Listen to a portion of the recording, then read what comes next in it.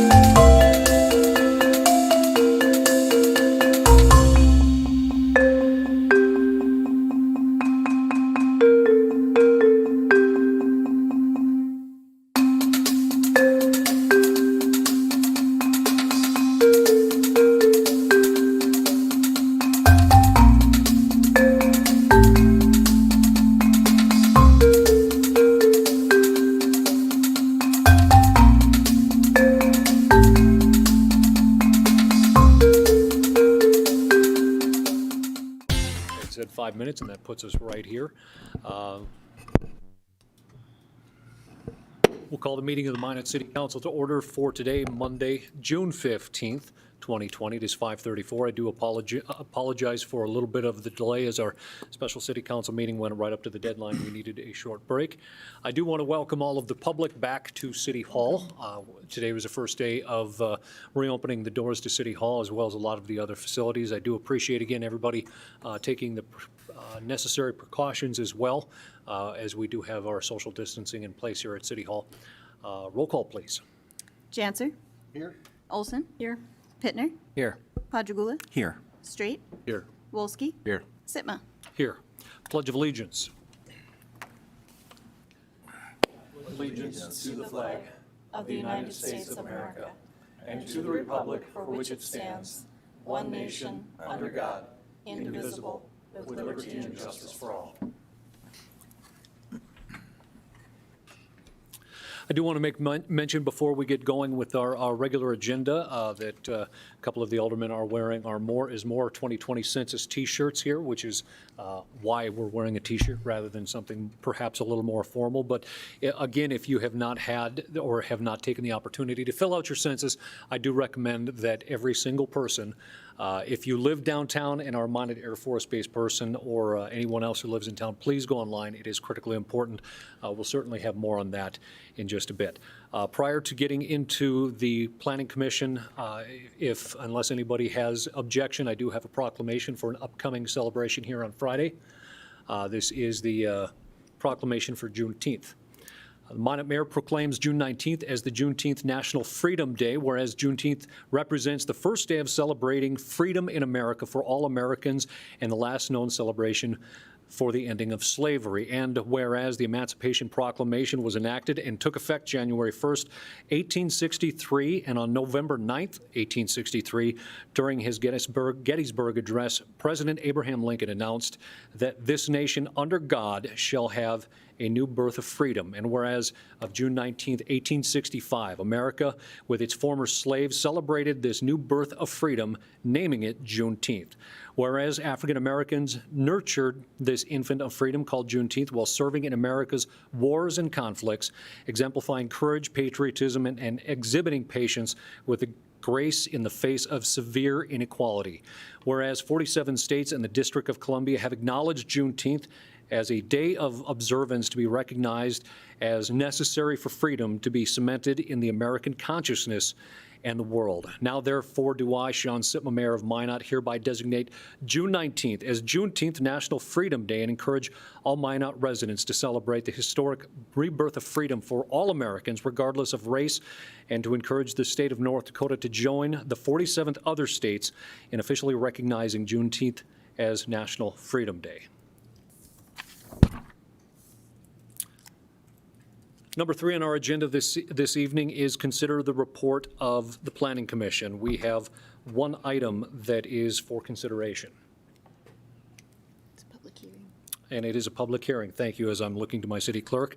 The interim use permits, section 23-155-83, outlot 1829, less right-of-way, a public hearing to consider a request by the Minot Public School for an interim use permit to allow 2 additional modular classrooms buildings to be added to the 5 existing portable classroom buildings for a total of 7.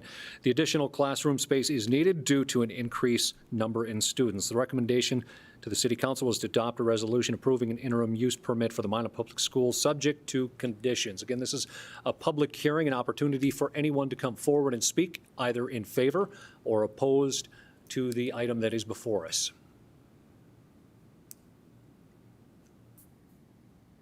One more time, a public hearing, an opportunity for anyone to come forward to speak in favor or opposed. I would also look to our city clerk. Were there any submissions online through our public portal for a hearing? There were no submissions. Okay, thank you. Seeing none, I would look to Alderman Jantz for a motion. Mr. Mayor, I would move that we close the public hearing and approve the item. There's a motion to close the public hearing and to approve the item. Is there a second? Alderman Patagula. Is that No. a second? Second. Second by Alderman Olson. Alderman Patagula. I wanted to introduce a motion to this, and that would be to require an alarm system with direct reporting to our city central dispatch to make sure that we get prompt notice of any fire or other emergency. Is that a motion to amend? Yes, it is. There's a motion to amend to add a central alarm system that responds directly to, I would assume, our central dispatch. Motion to amend. Is there a second? Second. Second by Alderman Walski. Discussion on the motion. Alderman Patagula, or did you have anything further? On the amendment? Yes. Yes. Yes, I would like to talk about this. I think there's some significant fire safety issues. Basically, we're talking about 7 trailer homes. If a family wants to live in a trailer home and make it their home, that's fine. But I think we're talking about scores, if not hundreds, of children every day. There are a lot of special needs children in that school. Not sure to what extent they'll be using those classrooms. I certainly sympathize with the school board in getting difficulty in getting the voters to agree to adequate space. But my primary concern, I have other concerns I'll voice later, but my primary concern at this point is fire safety. The fire chief has written a very strong letter raising these issues. I spoke with her today. She told me that having an alarm system would really help. Her concern, which I hadn't thought of, that's why she's the fire chief and I'm not, was that there might be an incident or fire after hours, and that frankly would get out of control very quickly, that an alarm might not even be called in before a couple of these units would be lost and perhaps threatening the building or all the other units. They're very close together. The construction is not the greatest. And I'm just very concerned about that. My concern was more during daytime use, and I have that concern. My ideal proposal would be to have sprinkler system and alarms. I don't know that a sprinkler system would be economically viable, but I think an alarm system, so if a fire does break out, we know about it immediately, particularly when the building is unoccupied. It really worries me. Further discussion on the motion to amend. Alderman Walski. Mayor Sitma, maybe a comment from our Community and Economic Development Director or anybody else who has context to this, but The existing structures, is this not a, are there no requirements for this? Or what are the life safety and fire code requirements in these buildings? Good evening, Mr. Billingsley.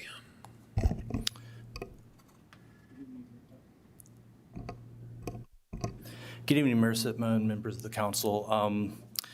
There are very few requirements for these types of buildings in terms of fire safety. It's one of the reasons why we put the requirement for the setbacks, spacing the buildings by at least 12 feet in width.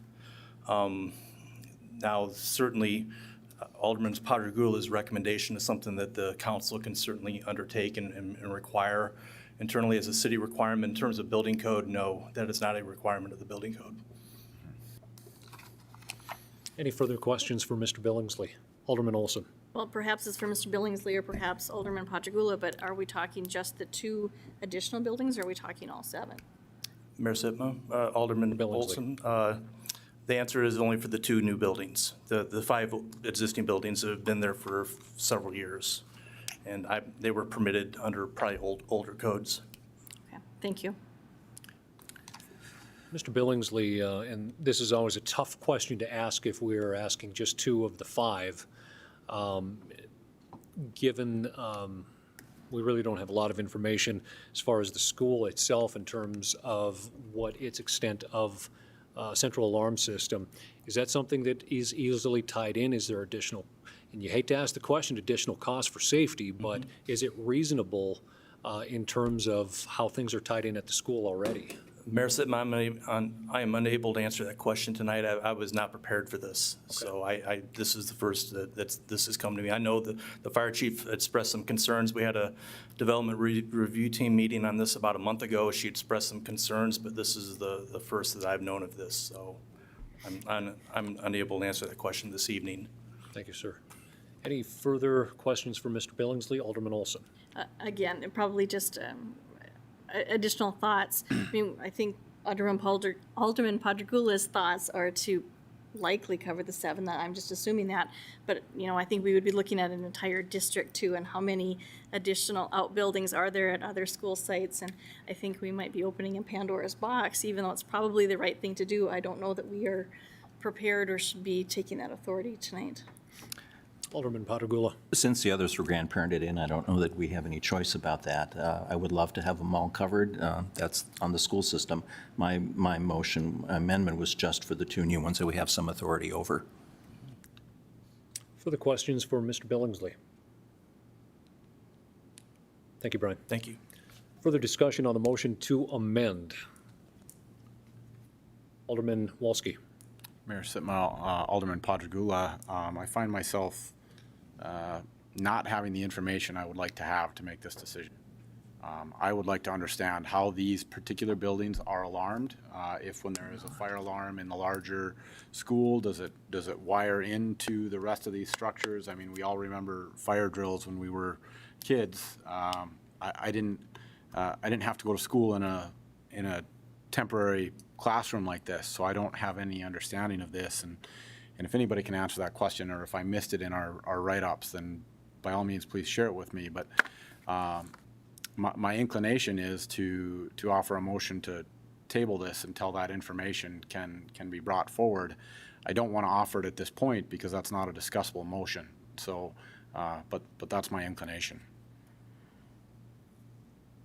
Alderman Straight. Thank you, Mr. Mayor. I appreciate Alderman Padragula's concern. I find myself, one, I'm surprised that under some code issues that these are not required.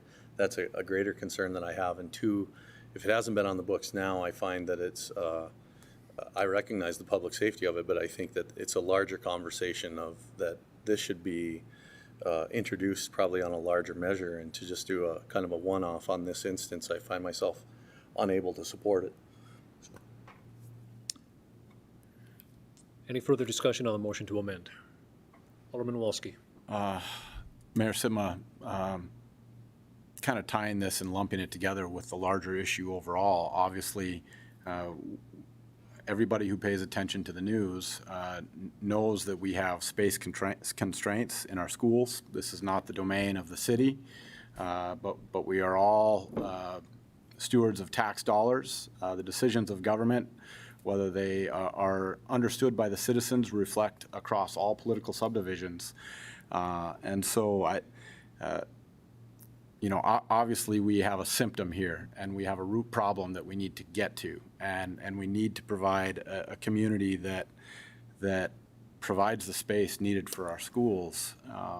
So I wanted to share that comment in light of this, but given the fact that I think there is some information that I would like to have if I were making this decision, and ultimately I wouldn't be if this motion were supported, but I would move to table until information regarding the way these buildings are alarmed and the way they function with public safety can be delivered to us via either the school board or our fire official.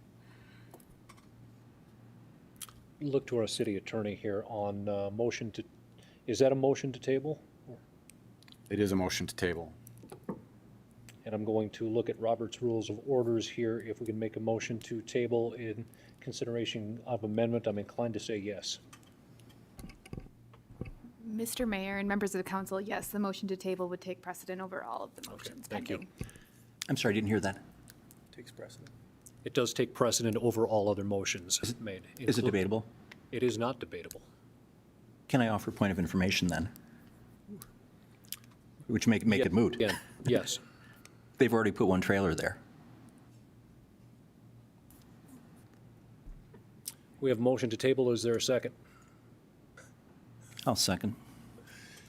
We have a motion to table, and we have a second. There is no debate. Please call the roll. Wolski, Yes. Sitma, No. Janser, No. Olson, no, Pittner, No. Padragula, Yes. Straight. Yes. Motion fails. We are back to the original motion to, the amendment to the original motion, and that is the fire alarm system. Any further discussion on the motion to amend? Alderman Olson? Well, I want to clarify my thought process here because I am an educator and I certainly do care about student safety. However, I think that the best that I could do tonight is a strong recommendation to the school board to look at it holistically and see what they can do. I don't feel that it's our authority to put that on them, but I certainly would recommend that they look at it. Further discussion on the motion to amend? Alderman Straight. Mr. Mayor, I don't think it's any surprise to anyone. These buildings can be incredibly flammable and go up. I appreciate Alderman Padragula's concern, and as a result, I can empathize with that. However, I don't feel I can support it at this time. Alderman Pittner. Thank you, Mayor.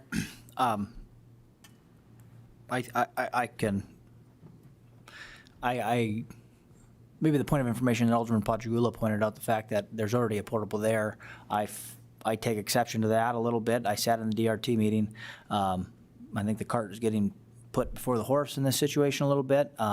And maybe I can relate a little bit to this because I have kids that are going to soon be school age, and if something were to happen to one of them, and I look back at a city council meeting where in order to save a few dollars, we weren't willing to put in the appropriate and what should be the appropriate safety measures for our students, I couldn't live with myself in that, so I will be supporting this. Any further discussion? Alderman Wolski. Mayor Sitma, thank you. This is a good thought. My concern is we are treating a symptom, and the real solution to this is getting kids out of these structures. And any decision that we make up here that extends and diminishes the likelihood of solving the larger problem, and the larger problem is money and space. So it's on those grounds that ultimately I am not going to support this. I do believe we absolutely have the domain to do this. This is exactly what zoning and planning is, and these are the conditions we get to put up on things if we choose to. But the school district has brought us this request as it is. It is ultimately the school district that is responsible for the safe education of the students. So I'm going to support their request because I believe this is the fastest way to really treat this problem, is to do what the school board is asking us to do. But I agree. I think we should take a close look at this and learn about the safety elements taking place inside these buildings.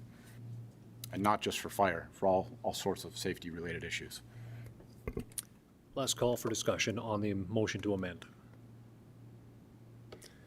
Seeing none, the motion to amend is for the requirement of a central alarm system. On the permit, please call the roll. Padragula, Yes. Straight, No. Wolski, No. Sitma, No. Janser, No. Olson, No, Pittner. Yes. Motion to amend fails. We are back to the original motion. Alderman Pittner. Thank you, Mayor. I sat, like I said, stated previously, I sat in this DRT meeting. I expressed concerns. Obviously, the fire chief brought up some good concerns with the spacing of these units and the proximity and the flammability of them.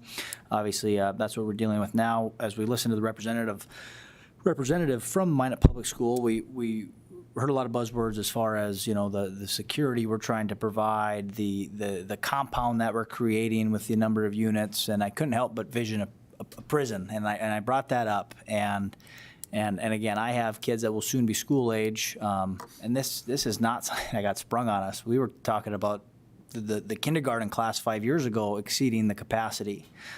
So to act like this snuck up on the school district is very disingenuous, and that if we don't approve this, we're screwing them. I mean, that's kind of what we heard in that DRT meeting, and I don't agree with that. I feel the students, I feel the faculty, I feel the citizens of Minot deserve better than portables. I know it was brought up by Lance at Lance Lang at the Planning and Zoning that, and I do believe that some individuals will look at these portables and say, we don't need classrooms, we're putting up portables. They can go to school on a portable. I went to school, unlike Alderman Wolski, I had the displeasure of going to school in one of these. And -40 in January, going to the bathroom and having to walk and having to put a jacket and coat and pants and hat and gloves on to go to the bathroom just wasn't very fun. Going to school should be an experience. Maybe from a more holistic standpoint, it should be an experience where you go from elementary to junior high and you walk the hallways, you go to your locker room, you see students and faculty in the hallways. You can walk down to the library. You're robbed of that if we continue to let these items be placed. And the fact that it is placed and does not have approval from the council, I don't agree with. I understand our construction season is short, time is money, all that stuff, but again, this did not sneak up on us. Kids get older. Kindergarten goes to first grade, goes to second grade, goes to third grade, goes to fourth, fifth, and then eventually sixth at Jim Hill where they are. So I don't agree with the idea that this snuck up on anybody and that's our responsibility to just push this through. I don't appreciate that sentiment.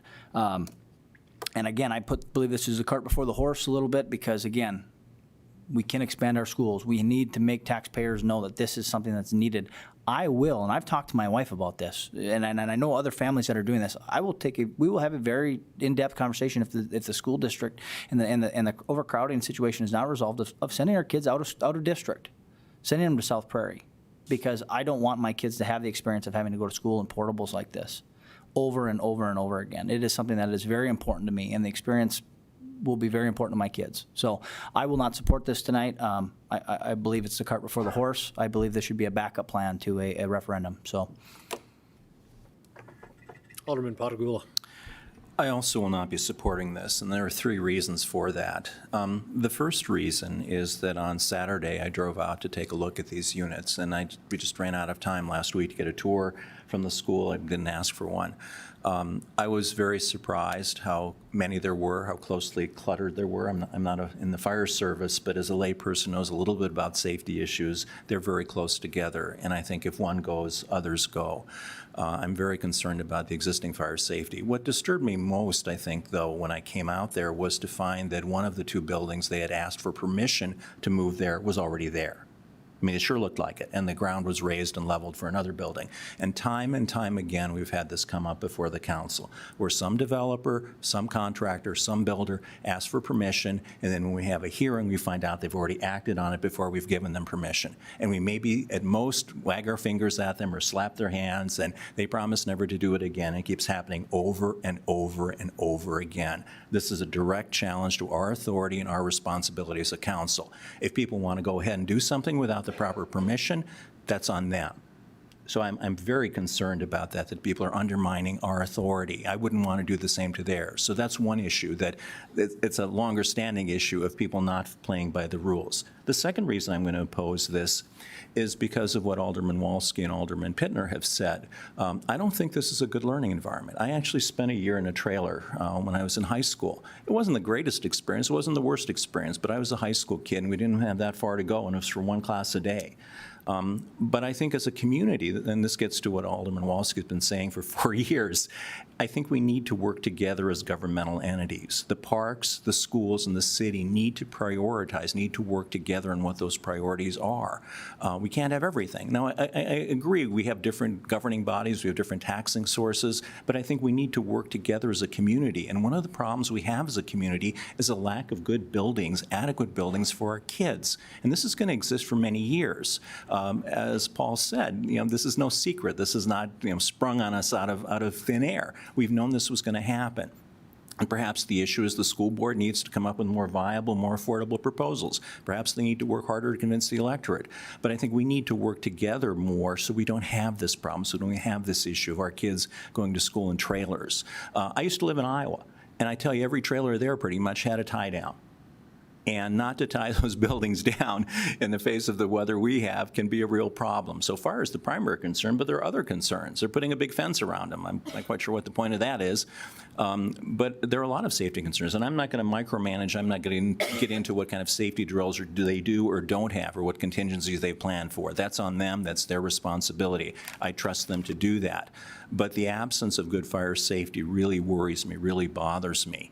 And that's the third issue I was going to make. But again, I think as a community, we need to come together. We need to prioritize things. And I think one of the priorities is to have adequate facilities. The third issue, the third reason I'm going to oppose this is because of fire safety. The buildings are very flammable. Once they go, they're going to be gone. I hadn't thought of, again, the fire chief's concern about what happens after hours. Even during hours, I'm concerned. You have lots of kids. Again, some may have disabilities, physical disabilities or non-physical disabilities. And I think that puts the staff in a very difficult position of having to shepherd kids out of, 7 units now. I think so that's my primary concern, the issue of fire safety. Wiring it in, I think Josh is right. We probably need to have more information about that. But their technology these days is wireless. You can wire up alarms wirelessly, and I'm sure there are creative people in IT department in the schools and in companies in town who can do this. So I'm very concerned about it. It is primarily the school board's problem, but I think it's come before us in terms of the interim use permit, and I am just not comfortable. I feel if we went ahead with this would enable the not paying attention to what our kids need. It also would undermine our authority, and most importantly, it would risk fire safety for our kids. Alderman Straight, No, nothing further, Mr. I Mayor. thought you had any further discussion on the motion to approve? Seeing none, please call the roll. Janser, Yes. Olson, Yes. Pittner, No. Padragula, No. Straight, Yes. Wolski, Yes. Sitma. Yes. Motion approved. That takes us to our consent items. That is item number 4. We do have 20 different items on our agenda. I have been asked to pull 4.4, number 9, which is the second penny, as we do need some wording on that still cleaned up to match with the state. I've been asked to pull 4.9 and 4.16. Are there any other items within the consent that need to be pulled for individual discussion or consideration?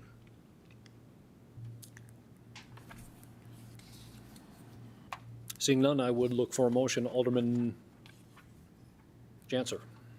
Mr. Mayor, thank you. I would move consent on the remaining items. Second. Motion by Alderman Janser, second by Alderman Olson. Discussion on the motion. All items except for 4.4, number 9, 4.9, and 4.16. Seeing none, please call the roll. Janser, Yes. Olson, Yes. Pittner, Yes. Padragula, Yes. Straight, Yes. Wolski, Yes. Sitma. Yes. Motion approved. That takes us to number 4.9. This is the amend the lease terms and conditions for Scott Aviation. Wilson Scott. Wilson Scott, also known as Scott Aviation, currently leases the real estate from the Minot International Airport. On March 16th, 2020, the City Council authorized notice to be served by Mr. Scott and that he was in default at the time of the lease. After several months of negotiation, city staff and Wilson Scott came to an agreement on the new lease terms, and a new lease was approved by the City Council at the regular meeting May 4, 2020. Following the meeting, city staff and Wilson Scott discovered a few updates that needed to be made to the lease, which are shown in red on our attached agenda, and including the update, the leasee party to Mr. Scott's new LLC, formerly known as Scott Aviation LLC, updating the effective and expiration dates, correcting the typo in paragraph 3, and updating the notice addressed to Scott Aviation. The recommendation, City Council review the proposed ground lease and hangar development and authorize the mayor to enter into the amended agreement. Alderman Patagula. I would move this. Motion to approve by Alderman Patagula, second by Alderman Pittner. Alderman Patagula, you would ask that this be pulled. Yes, I wanted to take the opportunity to commend our staff, particularly the airport director, and I presume our attorney, who is hopefully responsible for crafting the revised contract. I think this is an example of the good kind of, the kind of improvements we've seen. We came to a win-win solution. Everybody got what they wanted here. And this comment also applies to 410 and 411 with the other amended or new leases for airport, or I guess it's 12 also, for airport hangars. We have a standardized lease now. We have standardized terms. I think they're fair to everyone. It's noteworthy, too, that we're going to be getting, I think, $600 some a year extra in each lease. That's not a whole lot of money, but 600 here and 600 there does add up. And I think it's the principle of the thing, too. There is a automatic increase tied into the cost of living. So we now have what I suspect are probably state-of-the-art terms of agreement with these people. I think that's the way it should be, and I wanted to praise our staff for getting us there. Further discussion on the motion to approve? Any further discussion? Seeing none, motion is to approve. Please call the roll. Padragula. Yes. Straight. Yes. Wolski. Yes. Sitma. Yes. Janser. Yes. Olson. Yes. Pittner. Yes. Motion is approved. 4.16 is developers agreement, the Ramstead Heights. Mr. Mayor, if I can. I'm sorry, I apologize. We should take formal action on the second penny to table that to the next meeting. Do we need to take formal action? Okay. Motion to table. Motion to table by Alderman Pittner to table the ordinance number 5511, second penny sales tax. Is there a second? Second. Second by Alderman Wolski. Please call the roll. Pittner. Yes. Padragula. Yes. Straight. Yes. Wolski. Yes. Sitma. Yes. Janser. Yes. Olson. Yes. Motion is approved. Apologize for being a little bit out of order there. 4.16 is the developers agreement, Ramstead Heights 8th and 9th. This is work item 4519. The Ramstead Heights 8th and 9th edition was approved by Planning Commission and by City Council May 2020. The developers agreement details the expectations and responsible parties relating to the development of the subdivision. The motion, or the recommendation rather, is approve the Ramstead Heights 8th and 9th edition developers agreement with Four Seasons Construction, Inc., and authorize the mayor to sign. Is there a motion? So moved.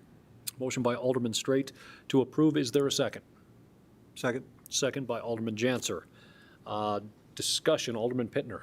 Thank you, Mayor. I had asked this to be pulled. I had been reached out to by the developer and with some concerns about the developers agreement in previous phases of this development. And the development, just for point of reference, is right up by Ramstead School, obviously reflection of the name.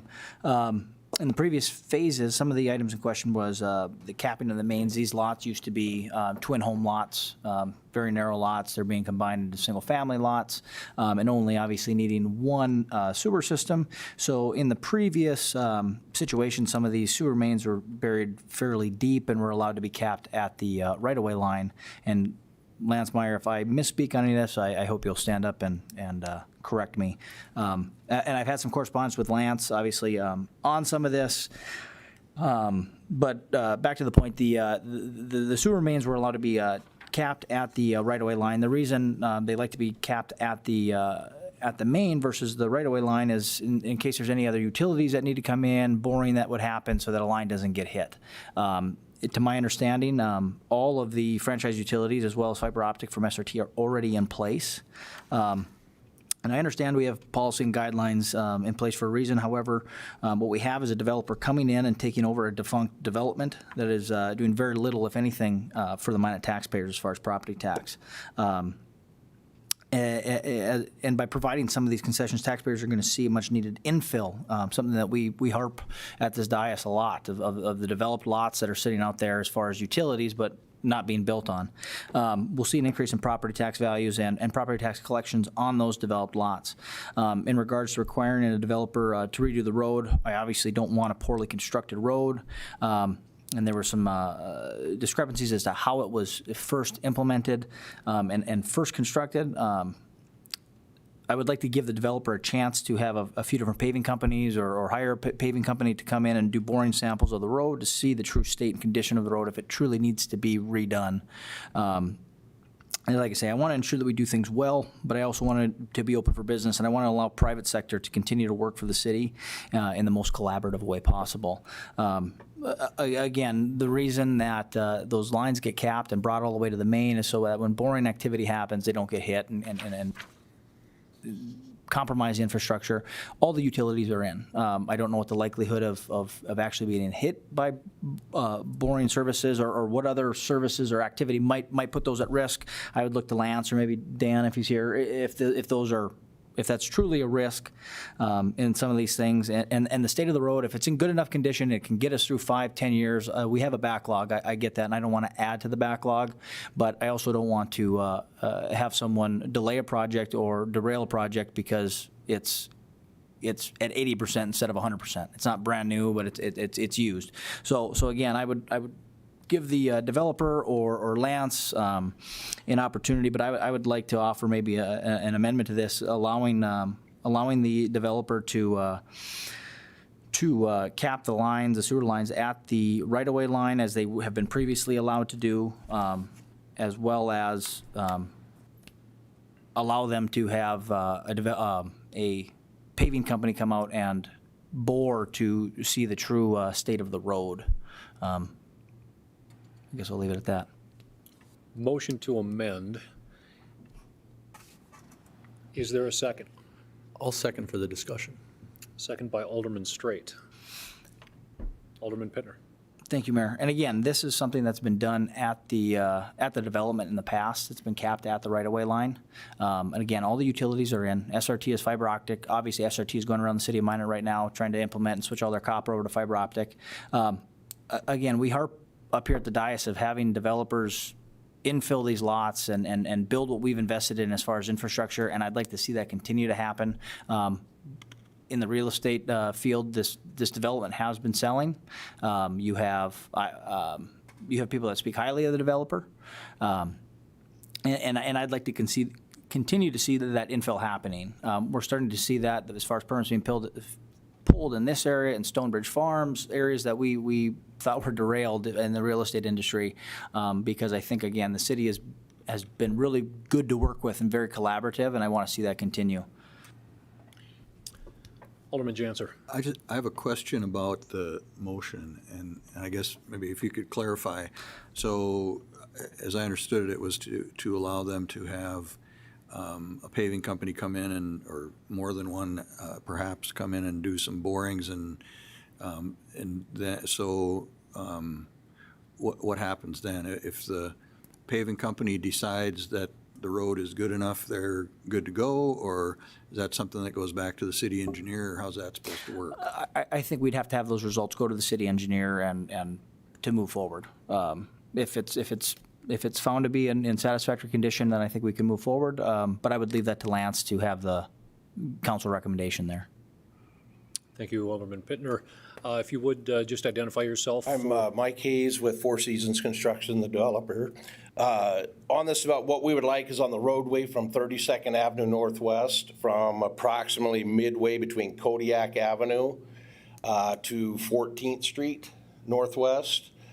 There's currently one lift of pavement that was put in, I believe, in 2013. Since then, there's been an apartment complex to the south constructed. Nobody improved the roadway. They use it out of one of their exits. It has a single lift on it. There's less potholes. I don't believe there's maybe 1 or 2 potholes in it, better than most of the streets in Minot with one lift on it. Curb and gutters damaged from snowplow use. Give us the opportunity to have materials testing or a private entity. 2 paving companies have come out and said it needs slightly milled. Give us a chance to bore the curb, bore the street, see what's actually there rather than spend our money to replace something that may not necessarily need to be replaced. Capping of the mains, previously just a developer's agreement on, for the same roadway on May 4th was approved by the city council, which these developer agreements should be done at the beginning of the process, not at the end, so all of a sudden you spend all your money and your time doing a development, and you get to the end and it's like, oh, here's another $100,000 bill they're gonna pay because they're already vested in it. We've currently capped 41 sewers at the property lines, 41 of them. The last one was approved on May 4th. Now we get to the developer's agreement on addition 8 and 9, 23 of them dig down to the sewer, $1,000 bill apiece.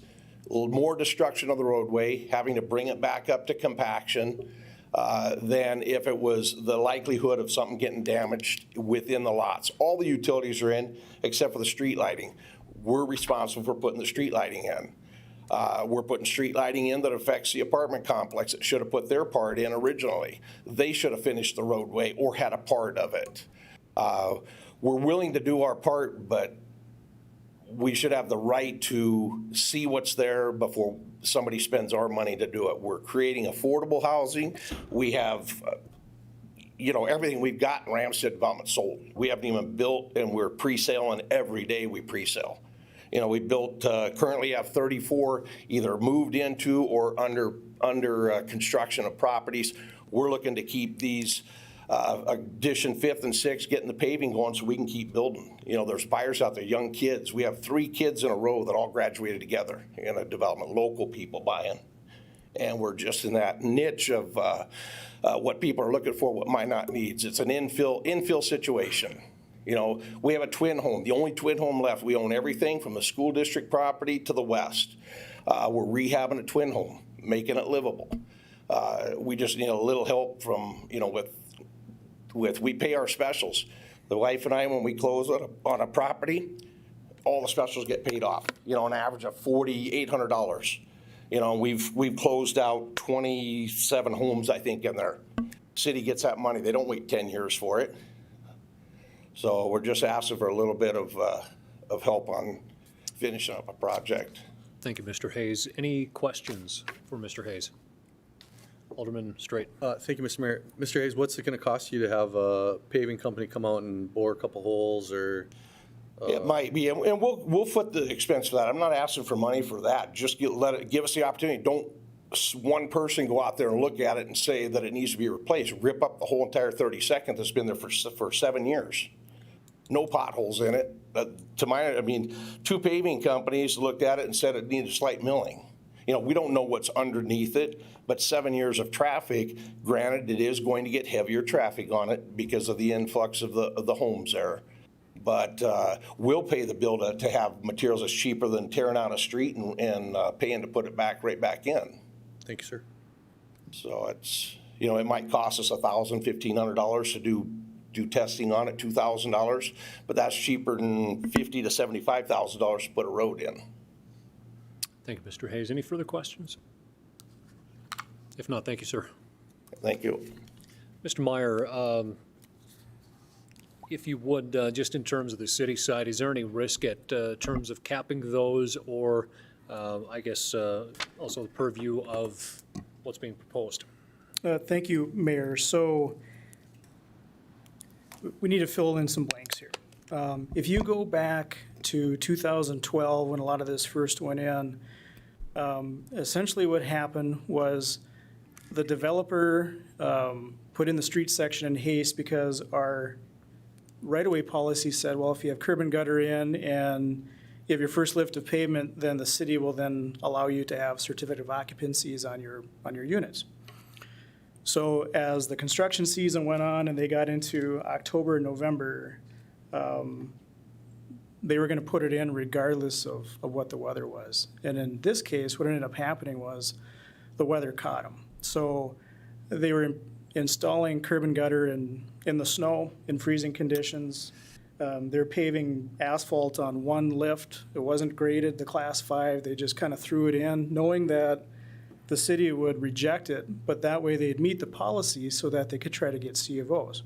Well, that's exactly what we did. It didn't meet a single one of our specs. It looks great because there's no traffic on it.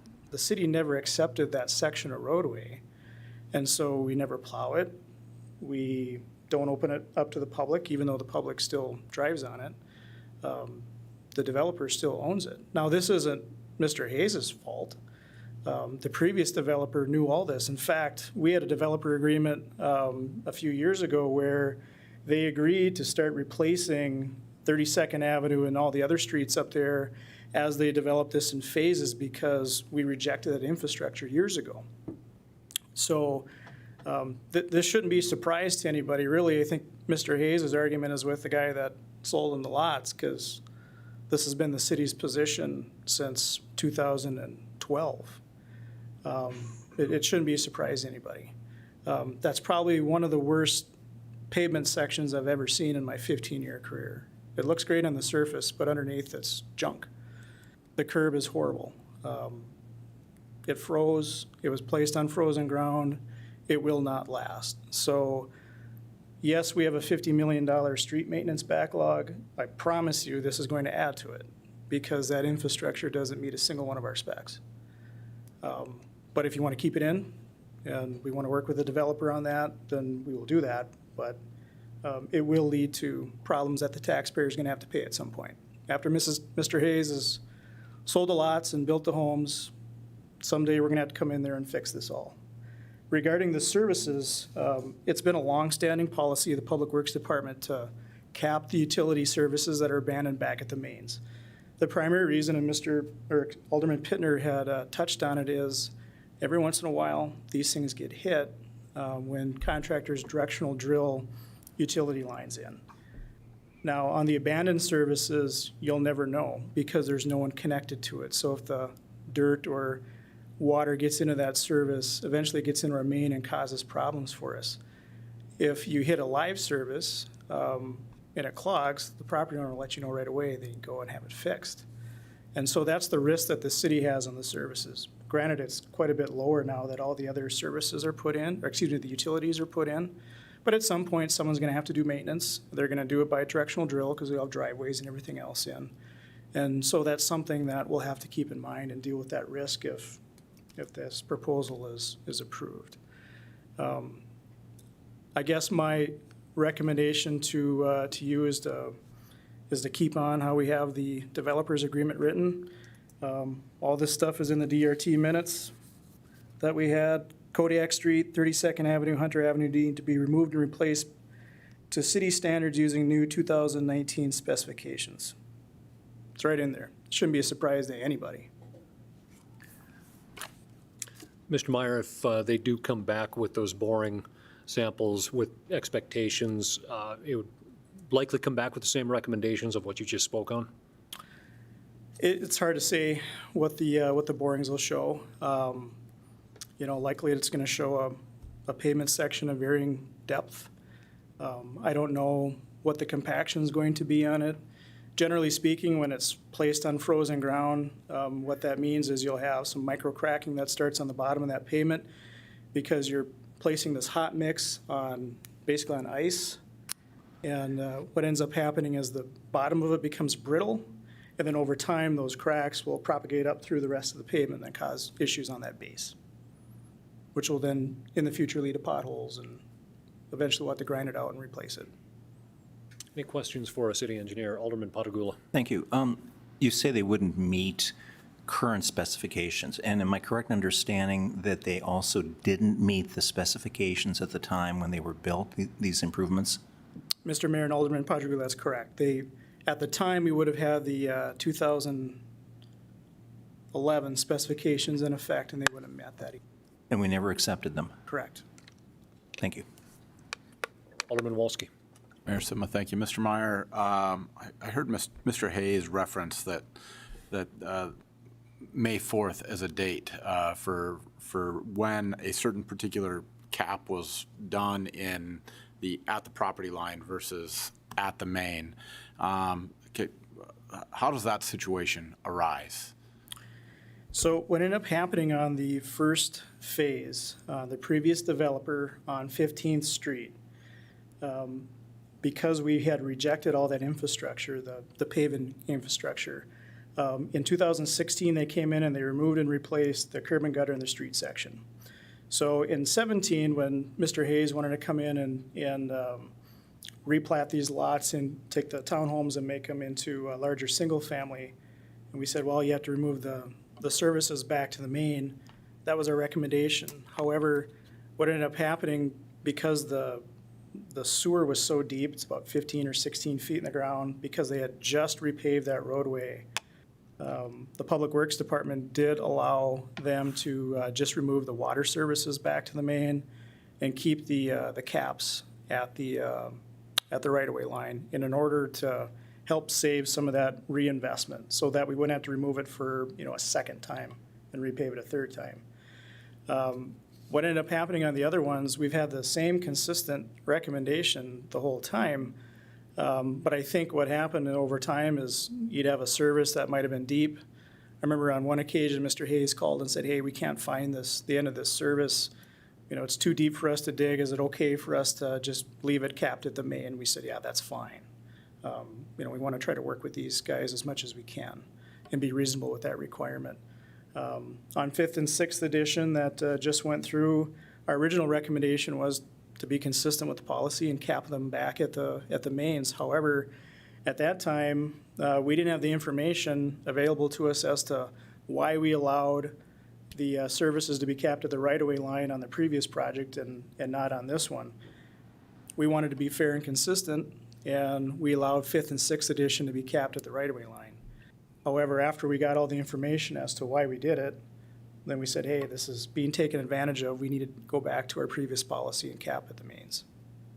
So that's why on some of these it appears inconsistent, but we've been trying to work with them as much as we can. And, frankly, the most expensive service cappings that would have taken place on that brand-new 15th Street, those ones are the ones that we allow to stay at the right-of-way line to try to save some costs. These ones that have to be capped, there's no road there. If you go up there today, the only thing that exists is the curb and gutter that has to be removed and replaced anyway. There's some gravel base section, but there's no pavement. So it's essentially just digging into the ground. Continue. Mr. Meyer, just so I have this fully understood, the instances that we would be requiring a cap at the main are all the future instances. We're not going to request anything that's previously been done.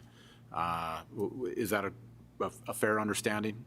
Mr. Mayor and Alderman Wolski, that's correct. That's Okay. water under the bridge. We're not going back in time. This is for the last couple phases of that development. And there is no road underneath those areas presently, just curb and gutter? Correct. Any further questions for our city engineer? Thank you, Lance. You're welcome.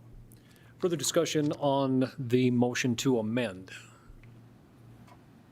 Any further discussion on the motion to amend?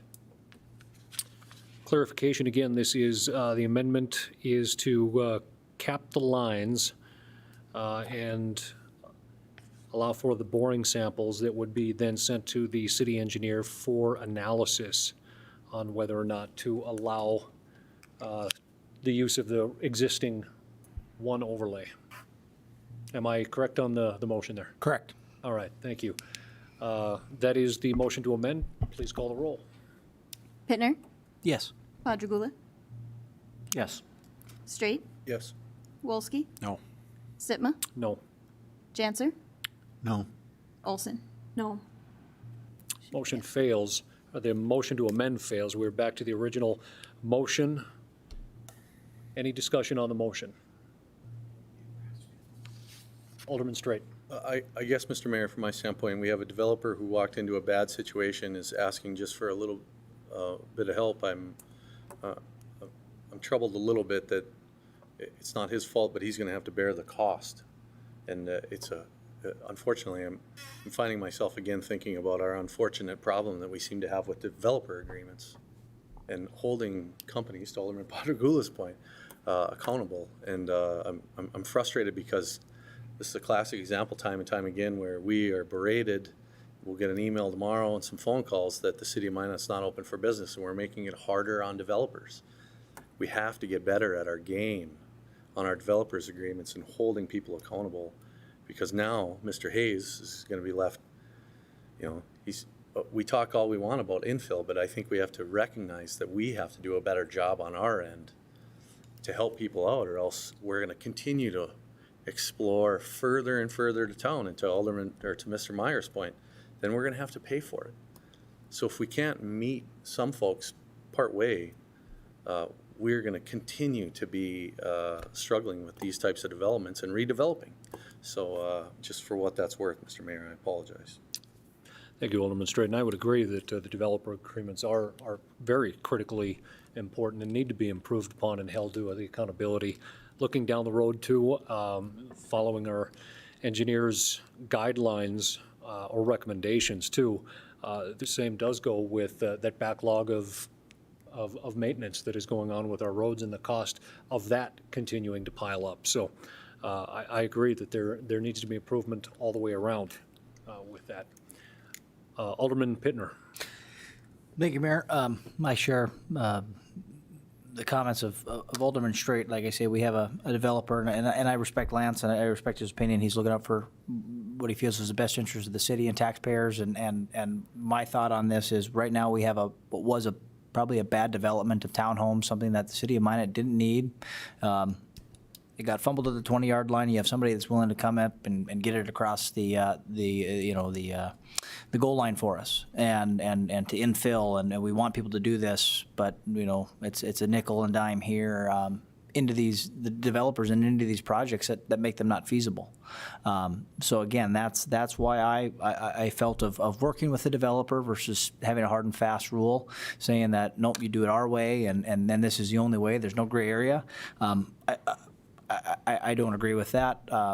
Again, I want to be flexible. I want to work with individuals, and we have worked with, and the city I think has been good to work with on previous phases here, of allowing some of those lines to be capped at the right of way and whatnot. But again, we have we had a developer that had this developed, that had this infrastructure in there, and we allowed it, and it was a bad idea back then. And we have somebody that's willing to come and get it across the goal line for us, and we're not open for business for that, and that's my feelings. Alderman Wolski. Mayor Sitma, I have a slightly different take on this, and the cost of the development is the cost of the development. If we want to allow shortcuts, we can reduce the cost to some extent on the front end, but it will catch up with us eventually. And if the developer wants to maintain ownership of these streets in perpetuity, wants to plow them, wants to pick up garbage off of them, then I have a very different approach to this. But when we are going to be asked to accept these streets and accept the responsibility going forward into the future, then I want to make sure that all the costs, the true costs, are acknowledged at the front end. And I think that's where we've been hiding the cost of this development from ourselves for a very long time. It's not just this project. It's probably going back generations that we've been doing this. But this is a situation where it is a hard pill to swallow for everybody, because I agree with Alderman Straight, Alderman Pittner, in the sense that we want to be business friendly, we want to be development friendly, but I think even above that, we have to be honest about what these things cost, and be honest with ourselves, and so that is why I'm going to support this position, is because these shortcuts, there's no getting away from it. They will come back. These costs will be resolved at some point in the future, and it will be the taxpayers. So, Further discussion on the motion to approve. Seeing none, please call the roll. Straight, No. Wolski, yes. Sitma, Yes. Janser, Yes. Olson, Yes. Pittner, No. Padragula. Yes. Motion is approved. That takes us to the end of the consent agenda items. Next is number 5, which is personal appearances. This is an opportunity for anyone in the public who come forward and speak anything that is on or not on our agenda. If you would just say your name and who you represent or your address For the record, please. Good evening. Good evening. John McMartin, President at the Chamber and Interim President for MADC, and I have one topic on each. But since you just finished that one discussion and Alderman Pittner is a Realtor and you're having problems with developer agreements and you don't accept some improvements, maybe there is a way, Alderman Pittner, that when that development agreement has not been satisfied, the improvements have not been accepted, that follows along with the title to that property. So somebody like the developer here would know that there was a problem in perfecting that property. And sometimes finding the development agreements, if they don't follow along, are somewhat more impossible. Just as a thought. May not work, I may be all wet. Purpose in coming tonight. I watched with interest your last city council meeting, and I came tonight wearing my chamber hat to commend the council and the police department for maximizing Minot. You bought 5 police cars from a local dealer. Congratulations. It did not go unnoticed. I've heard more comments about that one action than I've heard in a long time. So thank you very much. Item number 2. I have a present.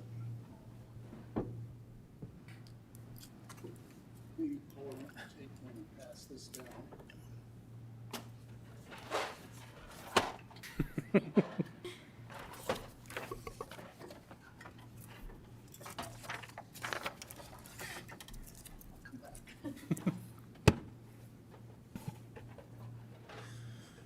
got a limited supply. No problem. Thank you.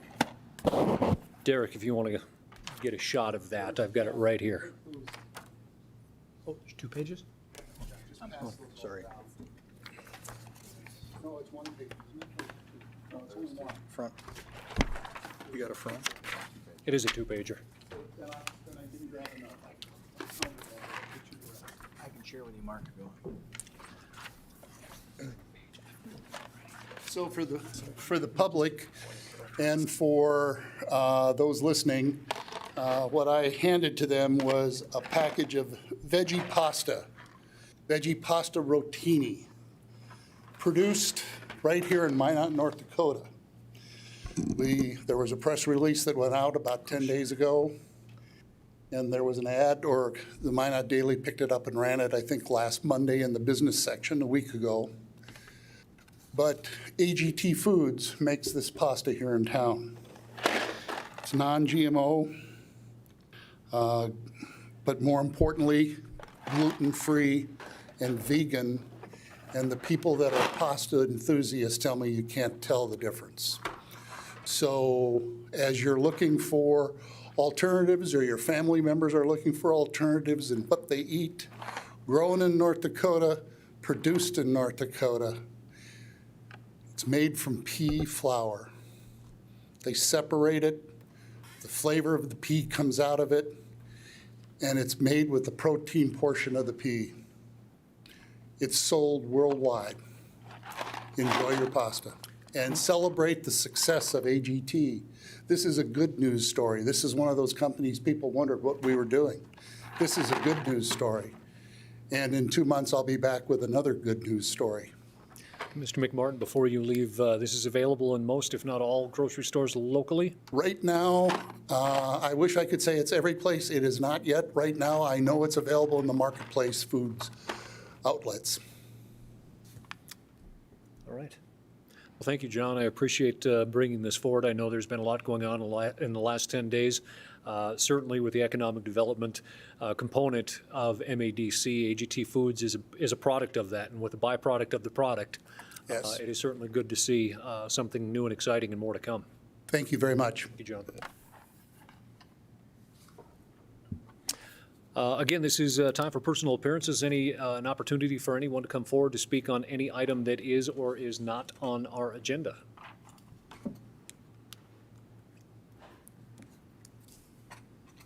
All right. That takes us to number 6 on our agenda this evening. This is the miscellaneous and discussion items per the City Council. First one was referenced or brought to us tonight by Alderman Straight under term limits. Alderman Straight. Thank you, Mr. Mayor. I think I forwarded all of you an email of some correspondence back and forth that I've had with the city attorney, and I just wanted to have a discussion. I've been in a reflective mode of my 4 years here on the council, and I by no means want to have a discussion here that is disparagingly thought of towards any of my colleagues who have sat up here. I appreciate your service, your commitment to this community, but I felt that I just wanted to have a discussion just for the public to get a sense, because we can't really move anything up here unless we're going to get 4 votes. And I know that this is a strong uphill battle. However, I did want to state that I think that we can do better to build public trust for citizen engagement, and that's why I feel that term limits is a good local step. It's not because other cities have done it before. I know that in the email Fargo was cited. I'm not trying to be like any other city. My point is that I think we can just do better to make Minot a more engaged and put a little more onus on citizens to step up, get more involved. And I think term limits for me is one of those ideas. I've had 2 terms here. One, it was a 1-year term as a result of the Make Minot campaign, and the second was a 3-year term. I have a 2-term policy. I've served 2 terms as a Vista volunteer, 1 year in Alaska, 1 year in Vermont. And so that was my main rationale of why I was not going to run. It had nothing to do with my lack of commitment to the city or not. However, 2 years ago, I believe, Alderman Pittner and Mr. Wolski, Mr. Mayor, you asked that we go down to the legislature and testify. At the time, I testified against a bill from Representative Scott Lauser, who is from Minot. Scott's a friend of mine.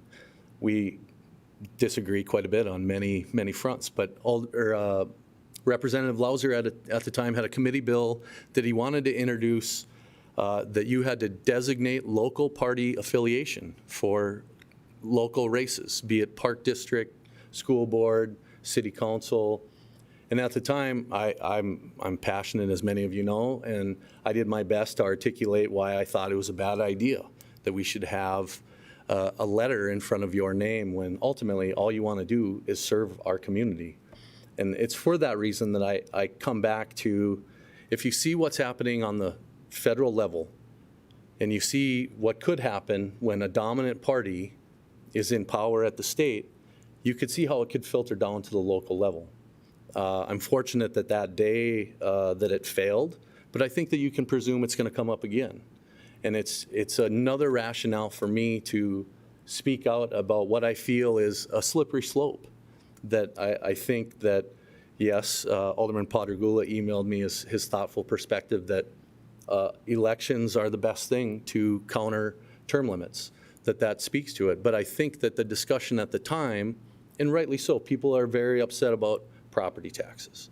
But if you just take one issue and it then becomes representative of a political party and how that anger and frustration can then filter down, it's not too hard to envision that we could have some real problems operating a city budget and moving things in a thoughtful manner that is in the best interest of this community. And so that's a thought that I've had, and I wanted to just kind of hear from you all. I know that there's recently been an election, and so for that reason, I wasn't going to propose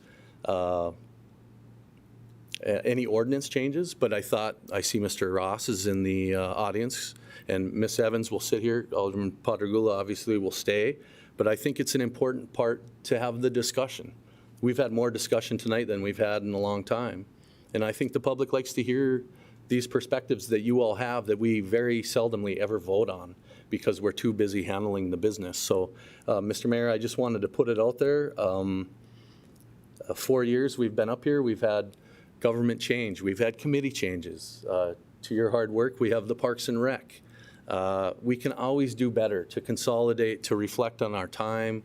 And I think maybe this is just another way to possibly just make our democracy a little bit better. I know that many of you are probably going to disagree with me, but I wanted to hear your opinion without taking up a lot of time. So thank you, Mr. Mayor. Thank you, Alderman Straight. Alderman Wolski. Mayor Sitma, to follow on Alderman Straight's comments a little bit, I agree that elections are the best tool for creating turnover in these seats, and I think turnover is desirable. I would suggest that they are not necessarily the only tool, and I think term limits are something that needs to be considered and taken up by the council. I think the goal is a service-oriented government, one where we all view this job as a responsibility but not an entitlement. And I don't think any of us view it in that form as an entitlement. I'm not suggesting we do.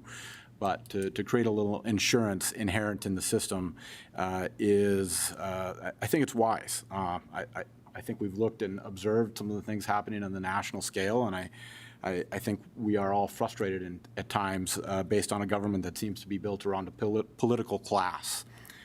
So if we can take steps to avoid even a slow march in that direction, I think it's wise. So given that, Alderman Straight, in a back and forth with our city attorney, gave us an outline of what Fargo's term limits are. I'm not proposing we pass anything tonight, but I move that we direct our city attorney to draft an ordinance based on Fargo's term limit system and bring it to council the first meeting in August for consideration.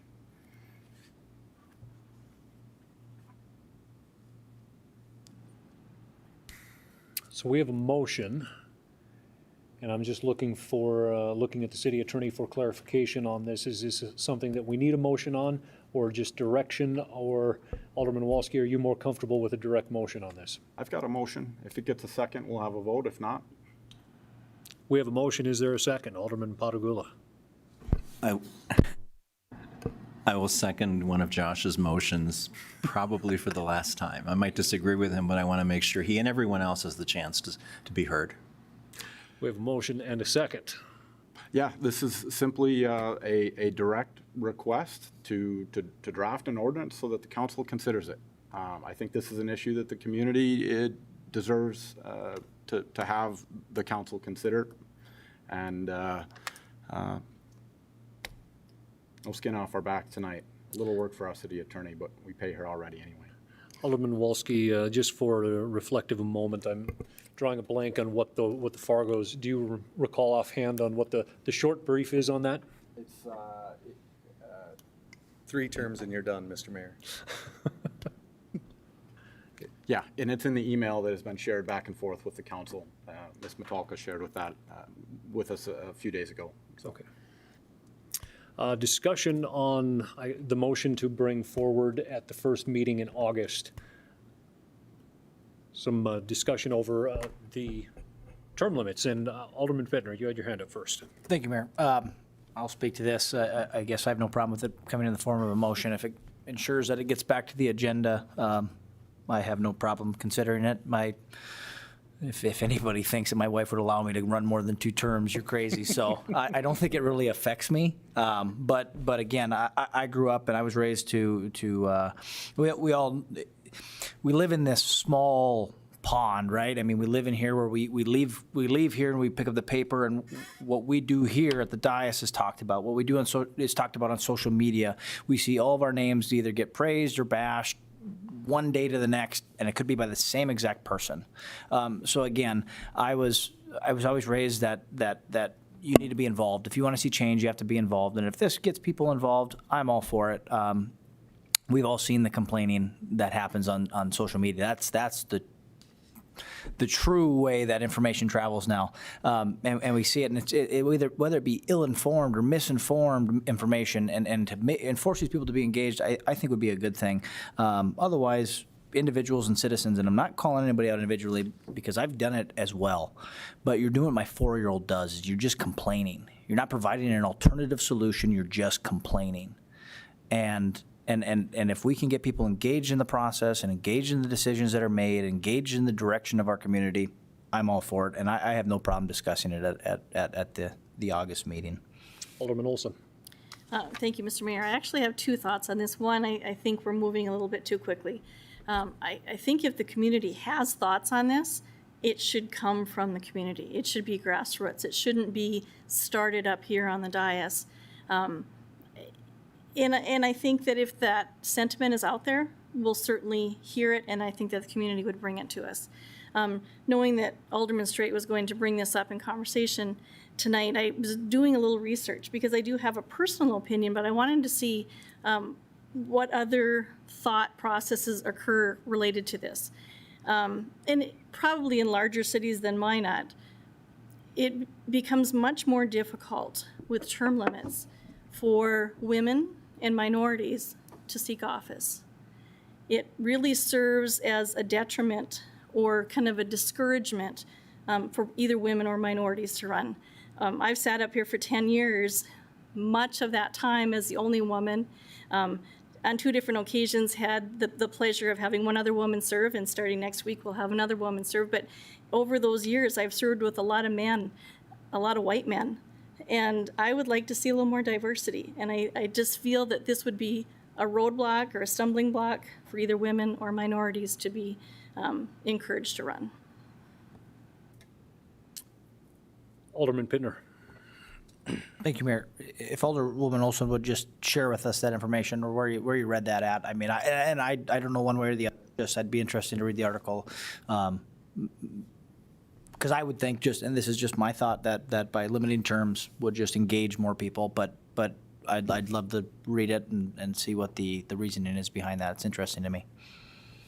In just in response to Alderman Pittner, it wasn't one specific article. It was kind of a conglomeration of different things that I was looking at. Okay, thank you.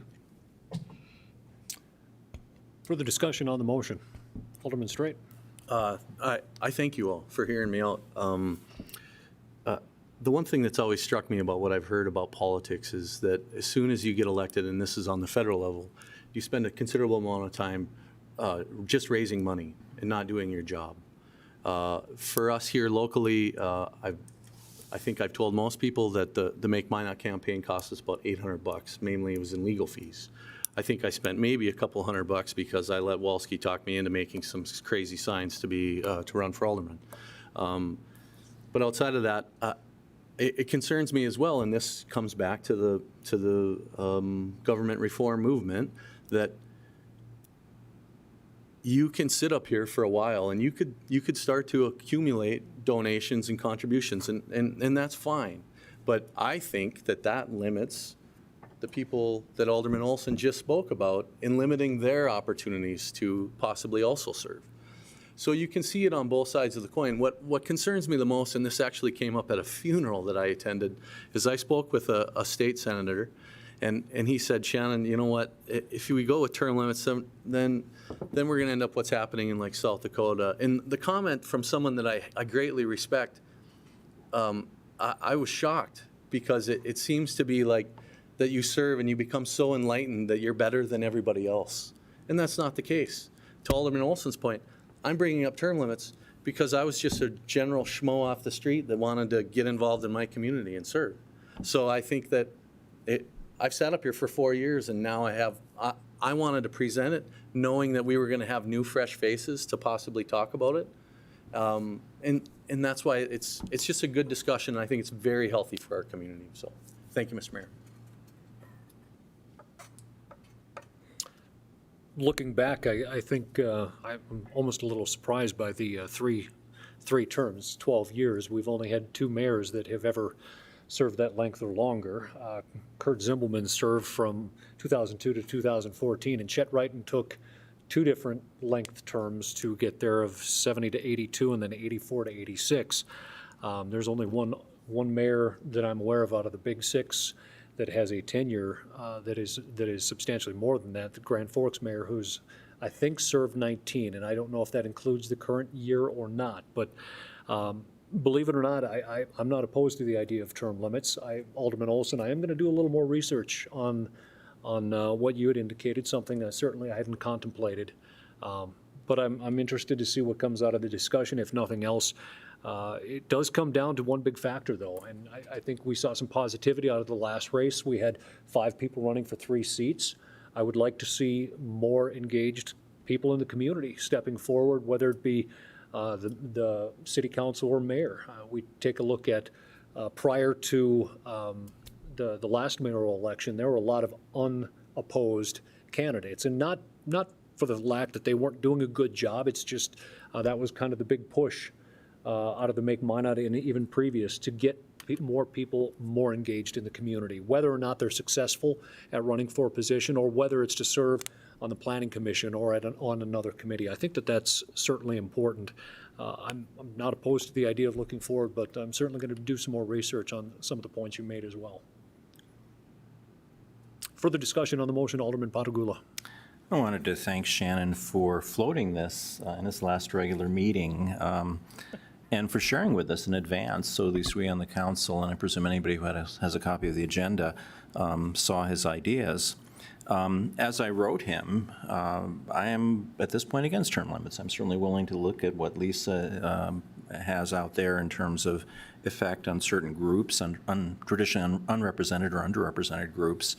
I'm going to vote for this, even though I oppose it, because I think it's good to have this discussion, and I certainly want to reinforce or reward what I think is very good behavior, legislative behavior on Shannon's part, because I think we should have the courage to bring up ideas that have the potential for really improving our community or moving in the other direction. At least we should be talking about these things. I think the new alder people in particular should be encouraged to bring up ideas that maybe haven't been brought up before.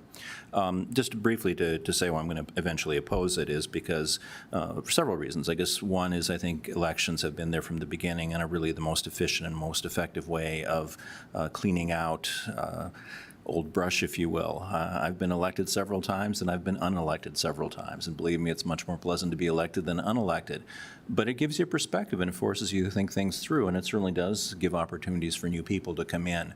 On the negative side, there's a very steep learning curve. And I feel sorry for the two people who got elected to council because no matter if they're experienced or bright, it takes a long time to learn what goes on here. The budget cycle is a yearly thing. I don't think you really know what's happening until you've been 2 or 3 different budgets.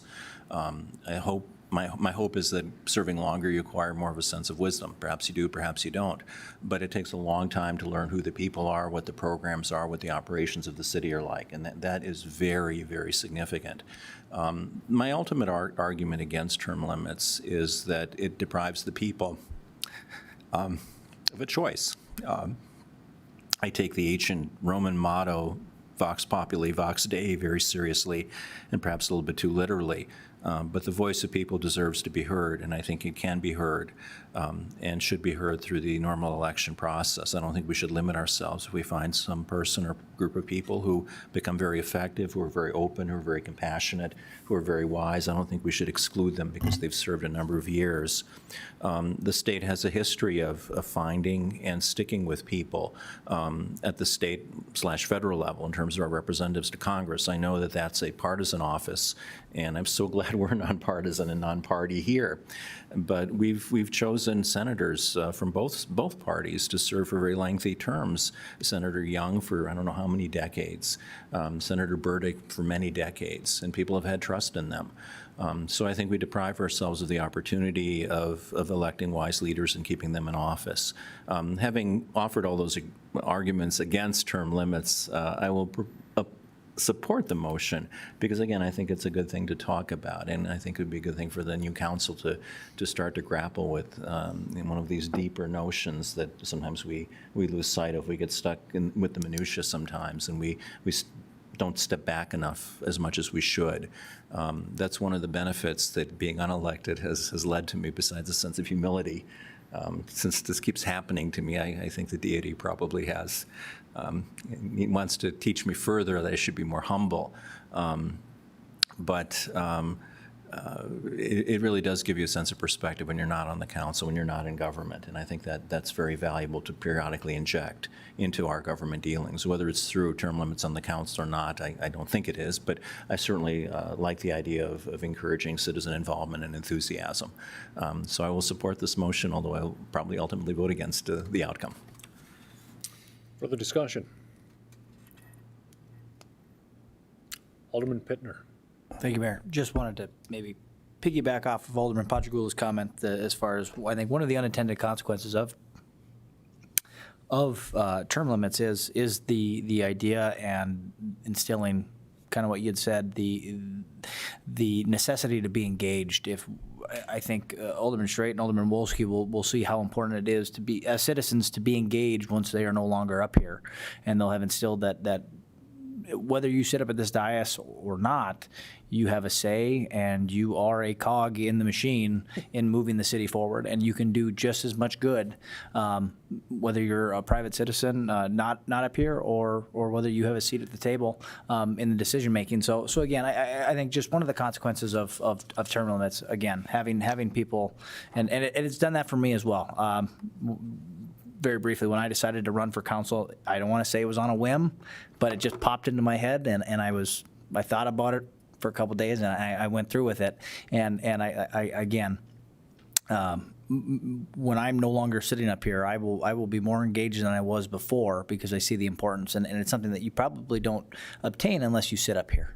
The importance and how important it is, all the behind the scenes and how things work and how hard it is to know how things work. You're absolutely right. You have to go through a couple budget cycles to really understand and really learn how to drink from the fire hose as we do. So again, just wanted to echo some of your comments and piggyback off of them. Last call for discussion. Alderman Straight. Thank you, Mr. Sidma. If my memory serves me, I replaced Mr. Larry Fry, and I believe Mr. Fry served for 32 years. Somebody might have to double check that, but I think he told me that. So, food for thought. Seeing no further discussion, please call the roll on bringing back to the City Council first reading of ordinance for consideration, a reflective term limit that is representative of the one in Fargo. Wolski, Yes. Sitma, Yes. Janser, Yes. Olson, No. Pittner, Yes. Padragula, Yes. Straight. Yes. Motion approved. We have one more, at least known discussion item here, and this is an email from Alderman Wolski this afternoon asking to have a discussion about Mr. Zakian. Mr. Zakian had put in his resignation for taking a job down in Texas. He has since withdrawn his resignation, looking to stay within the city of Minot. Alderman Wolski. Yeah, Mr. Mayor, thank you. This is an unusual situation, but especially given the election, I think it is something we need to talk about. And I outlined this in the memo this afternoon, but given the fact that Mr. Zakian's employment with the city was an election issue, I think we might all disagree whether it should have been or shouldn't have been, but it was an issue, and there was an announcement that he would not be remaining with the city prior to the election. The election takes place. The resignation effectively takes an issue away from a candidate. The election takes place. The candidate doesn't win. And then the employment or the resignation is essentially requested to be rescinded. I think there's a fair and reasonable amount of eye rolling that goes with what I've suggested as being a plausible scenario, but it is possible that this impacted somebody's vote. Given that I think elections are one of those sacred pillars that we have to maintain strict integrity in, even the perception of impropriety is something that we just absolutely,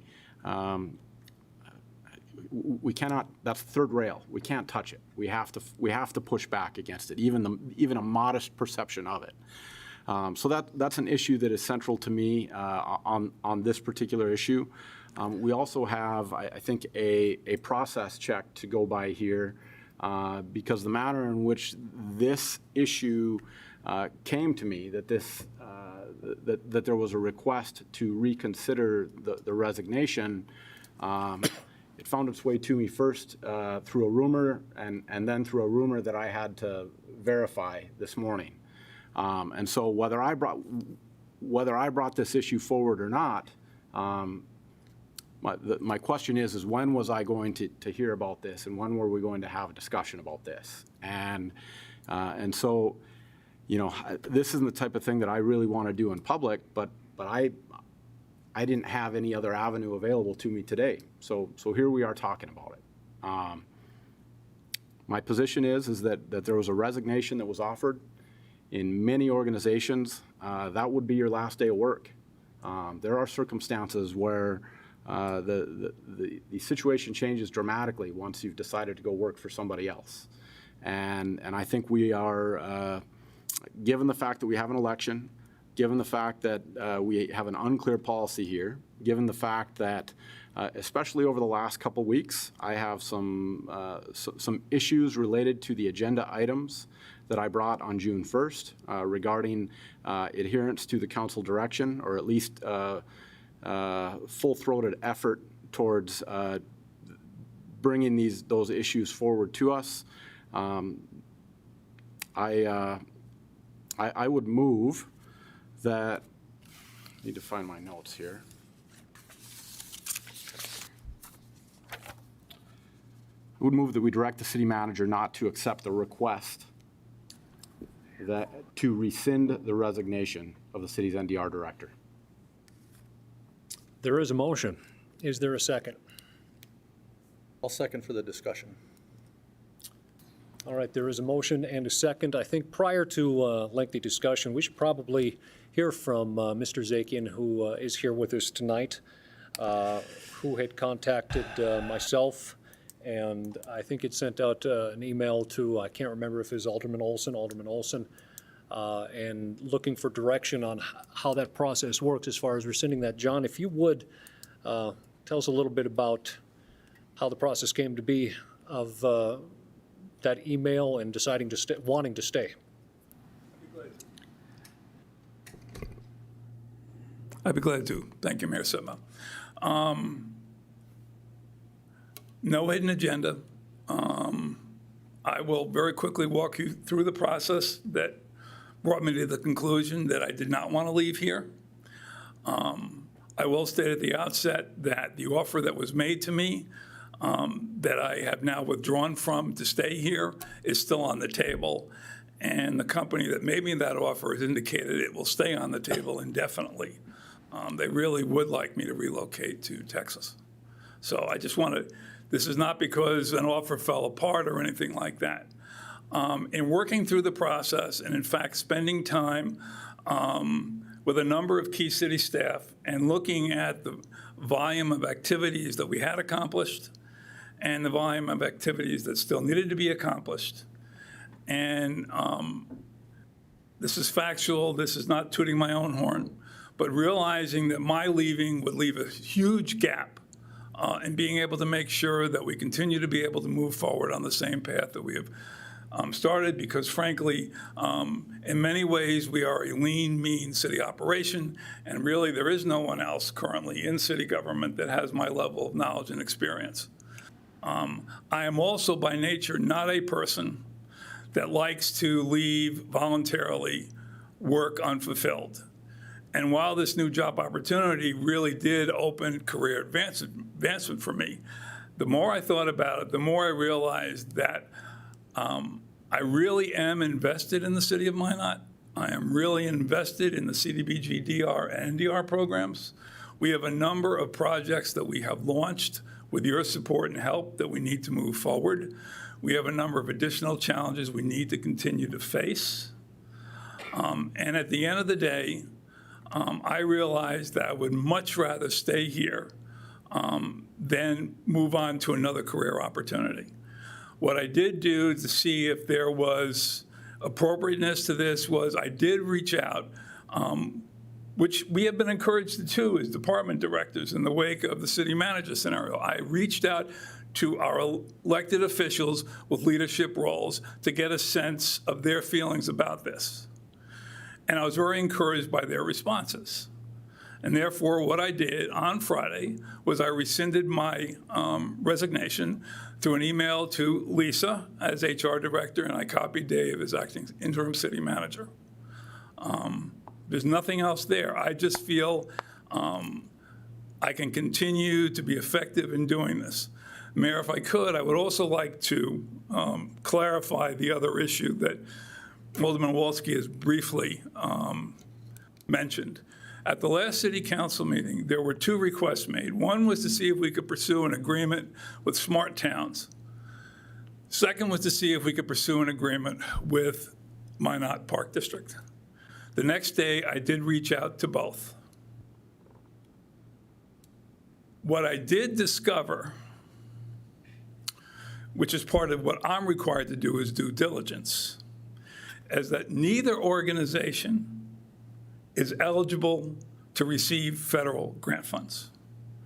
And the federal law, which relates to an entity known as SAM.gov, SAM.gov, which is operated and managed by the General Services Administration, you are required, whether you're an individual or an entity, whether for-profit or not-for-profit, to be registered with SAM.gov in order to do business using federal grants. I did notify both the Minot Park District, who had been previously shared that information going back more than a year ago, and I did notify Smart Towns. I have not heard back from either. Now, if they do register with SAM.gov, which usually takes 4 to 5 weeks, I will be glad to continue to follow through on this council's request and have conversations with both organizations to see if we can come to agreements on entering into subrecipient agreements. In the one case, dealing with ecological restoration, which could include dead loops if they're determined to be flood control projects, and to talk to Smart Towns about continuing with the economic resiliency as long as it's consistent with what the funding requires. I will reach out to them again and encourage, they have to do it. I can't do it for them. I don't know why they haven't done it. Obviously, neither organization has ever received federal funds, and I assume that's why they haven't done it. But as soon as either or both do it, I will be glad to proceed in having discussions with them. And if I can come to an agreement with them on a framed subrecipient agreement, I would be glad to bring it back to you. Thank you, John. One point of preface, too, is that typically when it comes to personnel matters, issues that aren't played out, especially those that fall below the department head level to council level, they're typically handled by the city manager or acting city manager and don't come up for discussion within city council, which is also why it was something that I directed you to get in contact with Ms. Junt. And I'm not sure if Ms. Junt, if you have anything more to say on that as far as human resource side, being an active employee, and certainly, John, we can bring you back up for questions, but I think I do want to ask Ms. Junt here a question as to the Human Resource Department rescinding decision to end employment and how that works. Mr. Mayor, the Human Resource Department isn't the ultimate hiring authority on employees. We've had employees who have given resignations before and have later on rescinded those offers. With regard to those employees, there were no individuals who were hired to replace them, so rescission of a resignation was not a problem. It is entirely something that has been done before, and it isn't my department that makes that decision to do so, because I'm not the hiring authority in that case. So. And Ms. Junt, where does that typically fall? It falls with the individual who hires the person who are they speaking from. Sure. And in this case, I think that would fall to our acting city manager in this case, as it was the previous city manager who had hired Mr. Zakian. That is correct. Okay. At this point, I think I would open it up. We have a motion on the table, but open it up for questions, Ms. Junt or Mr. Zakian, Alderman Patagula. Just a comment about process. I feel very awkward in this situation. I think Alderman Walsk has raised some very serious concerns now and previously, but the idea of hauling up an employee and subjecting them to a probing inquiry, I'm not comfortable with. You know, maybe it has to be done, and I think that's maybe one of the problems we have with the open meetings law, that we can't talk about these things privately. But I feel very bad. I don't want to subject people to this kind of scrutiny. They didn't sign up for it. We did. We were elected.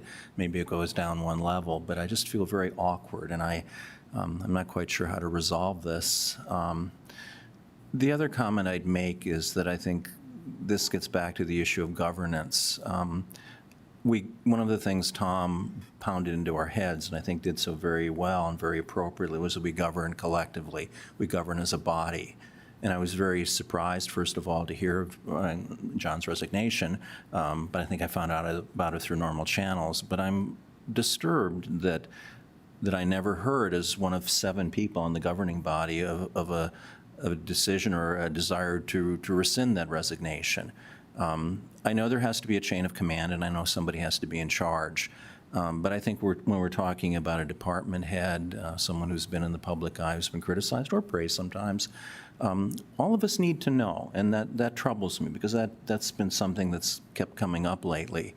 And I think it cuts both ways. It's nice to have the authority, and it makes things more efficient and is more private, but it also subjects those people who make those decisions to all sorts of allegations and to rumors and et cetera, et cetera. So I think it really sometimes is in your best interest, even if you have, or you think you have the power to make a decision like that, not to do so. For one thing, it leads to the he says, she says situation like we had with our last city manager, where he claims he was given authority by either 3 people or 1 person or 2 people or 7 people or who knows how many people. So I guess my caution to the body would be not to any of us not to act unilaterally, and to seek the wisdom, to seek the counsel of all of us. And if it calls for a special meeting, so be it. Or if it calls for some discrete emails that don't violate the open records and open meetings law. But I'm troubled by that. I think people should follow the channels, they should follow the procedures, and if something significant happens, I think we should all be consulted on it. So just some prefatory comments, then I'll listen. Alderman Padagula, I would just point that this is the process, is that technically Mr. Zakian is not a department head. He is the head of NDR, and with the process that is followed and has been followed, that rescind would have gone to Human Resources, or in this case, the acting city manager. That is very odd that we would have this discussion either in a special city council meeting or in a regular city council meeting. I feel very uncomfortable having this discussion. It's one of those Pandora's boxes. If we don't stop at the department head level, how far do we go down to subject city employees to these types of discussions, regardless of whether that person might be within the police department, or fire department, or whatever it is. Our department heads are here for a reason. And I will leave it at that. Alderman Wolski. Mayor Sima, thank you. We are here because the circumstances of this and the way they were relayed to me this morning was that this decision had been made. And I was not confident that the process had played out very cleanly. And so, like I said previously, given the concerns we have had very recently with the executive committee and unilateral decisions being made, I was concerned that we had a situation where there was influence being used inappropriately. And that is not an environment I am willing to allow exist, especially when I become aware of it. I think I have a responsibility to act. Given some of the comments we've heard tonight regarding whether the Park District has received federal funds, they have. They recovered from the flood. They received FEMA grants. This is an organization that is 150 yards from this room. And an email was sent, but an email was sent to a wrong address. And no response came back from that organization. I feel like in a place like Minot, North Dakota, we can pick up a phone and we can call, because there is specific direction from the council that this is what we want to do. We don't need to add bureaucratic steps like, oh, you didn't reply, or you didn't get back to us in timely terms. And this is a pattern that has repeated itself. And I don't want to do this any more than anybody else up here right now. But these things arise, and I have a responsibility to address them, whether it's my last meeting or my first. So we have a motion, we have a second. If there's any other discussion, I'm happy to listen to it. Alderman But Pittner. we have the responsibility to make a decision. Alderman Pittner. Thank you, Mayor.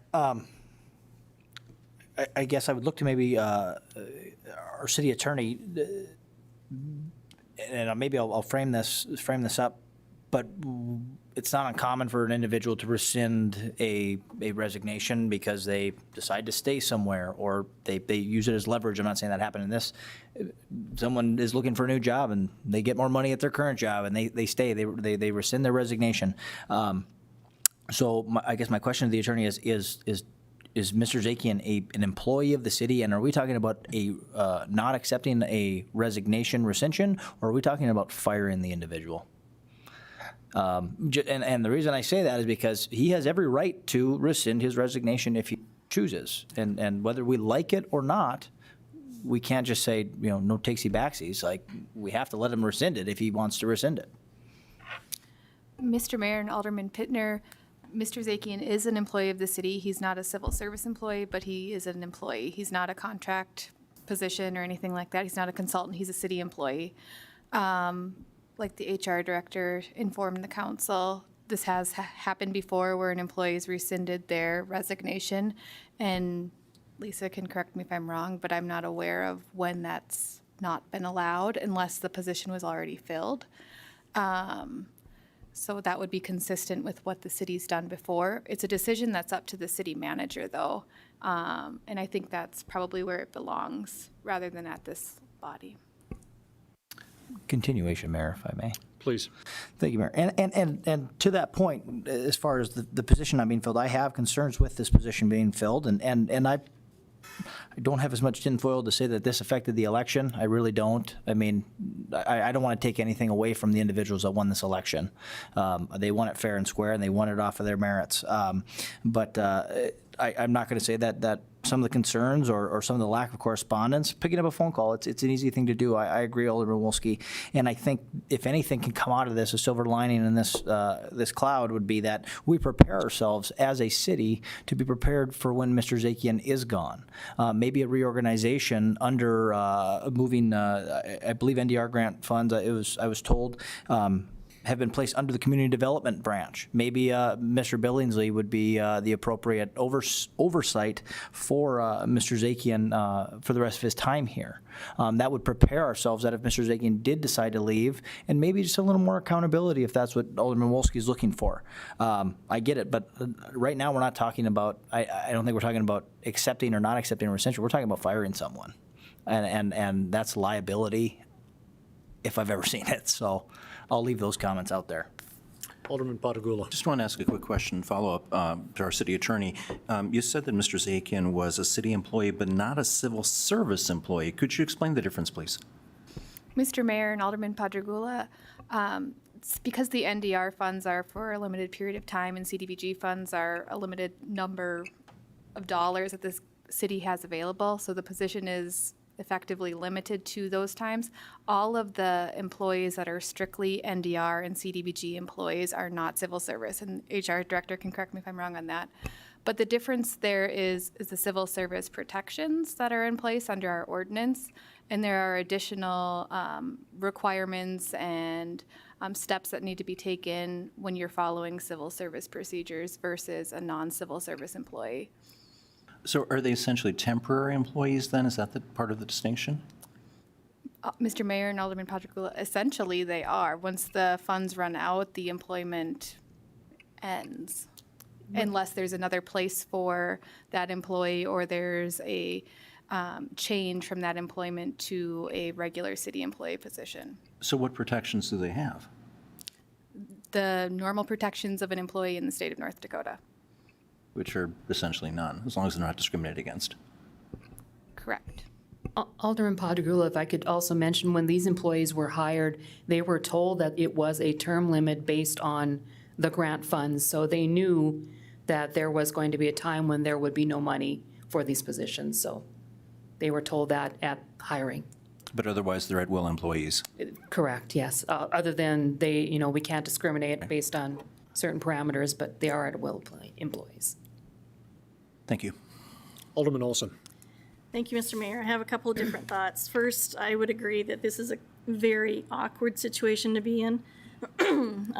As a public employee myself, I can't imagine having to stand in this room and answer to this. It's just unfathomable. I really feel awful that this is actually occurring. But because it is, we do need to discuss it. Alderman Walski has referenced the executive committee again. Somehow the executive committee has gotten a real black eye during the last few months about conversations that we have had.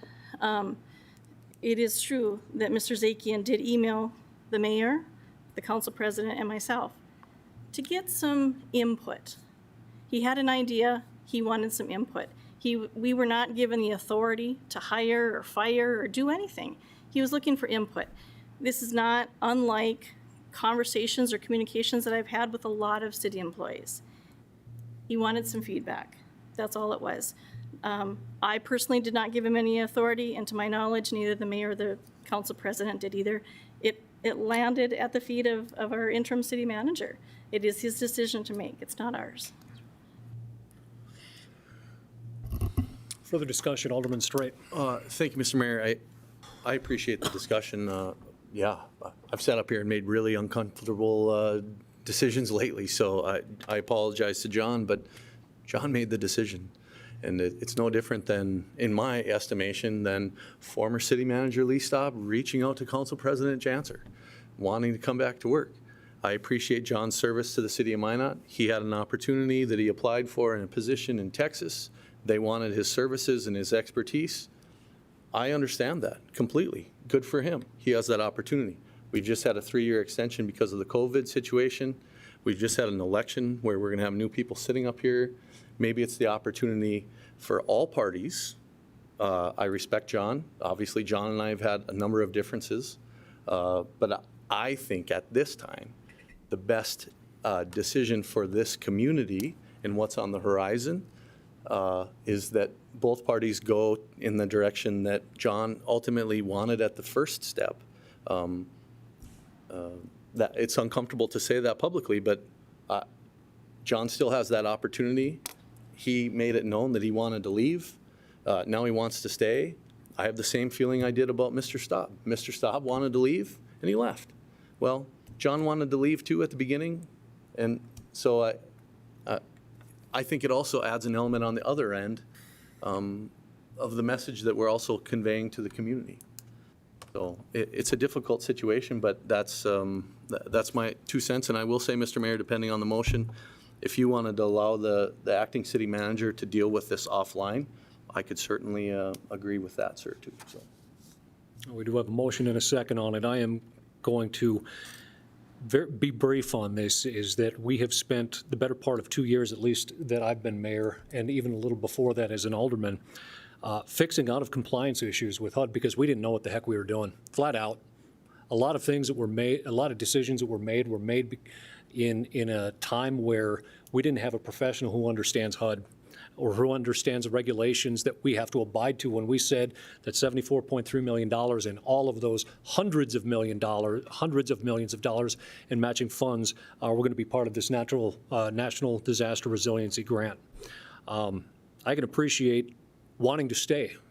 I think it's admirable that he looks at this program as something to be proud of when we get to September 30th of 2022. We don't know if that three-year extension has been approved yet. It still's got to get through Congress.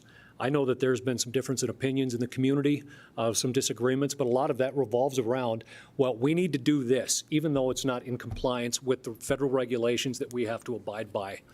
I can appreciate a stickler, certainly. Whether it's myself, the entire council, or even John, we can work on improving all aspects of communication. There's not a question. But I can't imagine at this point walking back into the dark out of compliance of $74.3 million and just see what happens.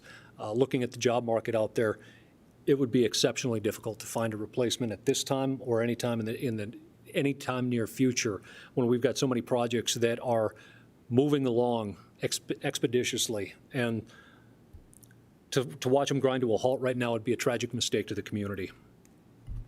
Any further discussion on the motion to not accept or to give direction, I would expect to the city manager not to accept Alderman Straight. Mr. Mayor, I just respectfully disagree. I think if there's ever a time to try something new, we have 20-some million people that are unemployed in this country. I think a lot of talented people might want to leave a big city and consider coming to North Dakota for 4 to 5 years. And I will say, moving forward, we can have some public disagreements, but I have some concerns about one particular trip that Mr. Zakian traveled to on a developer's nickel and then made a recommendation to this body that we ultimately had to approve. And that piece, I think, moving forward, if Mr. Zakian stays on board, we absolutely need to convey to staff that absolutely nobody can travel on a developer's nickel and then forward a recommendation to this body. It calls into question staff's professionalism, all staffs. It calls into a question our responsibility of dealing with those issues. So as much as we can talk about public disagreements, there's some professional disagreements that also have to be accounted for as well. Any further discussion? There is a motion and a second. Alderman Olson. Sadly, Mr. Mayor, I feel that dependent on the outcome of this vote, it could impact my household, so I will need to abstain from this vote. Alderman Patagula. Could we have a reading of what the motion is? Motion is to, I would assume, direct here to the city manager not to accept the withdrawal of the resignation by Mr. Zakian. Thank you. We have a motion and a second. Alderman Pittner, last comment. Just my last comment. At the end of the day, this is Mr. Lakefield's call, correct? I mean, this is his responsibility, so I'm not up here to tell someone how to do their job, so I won't support it.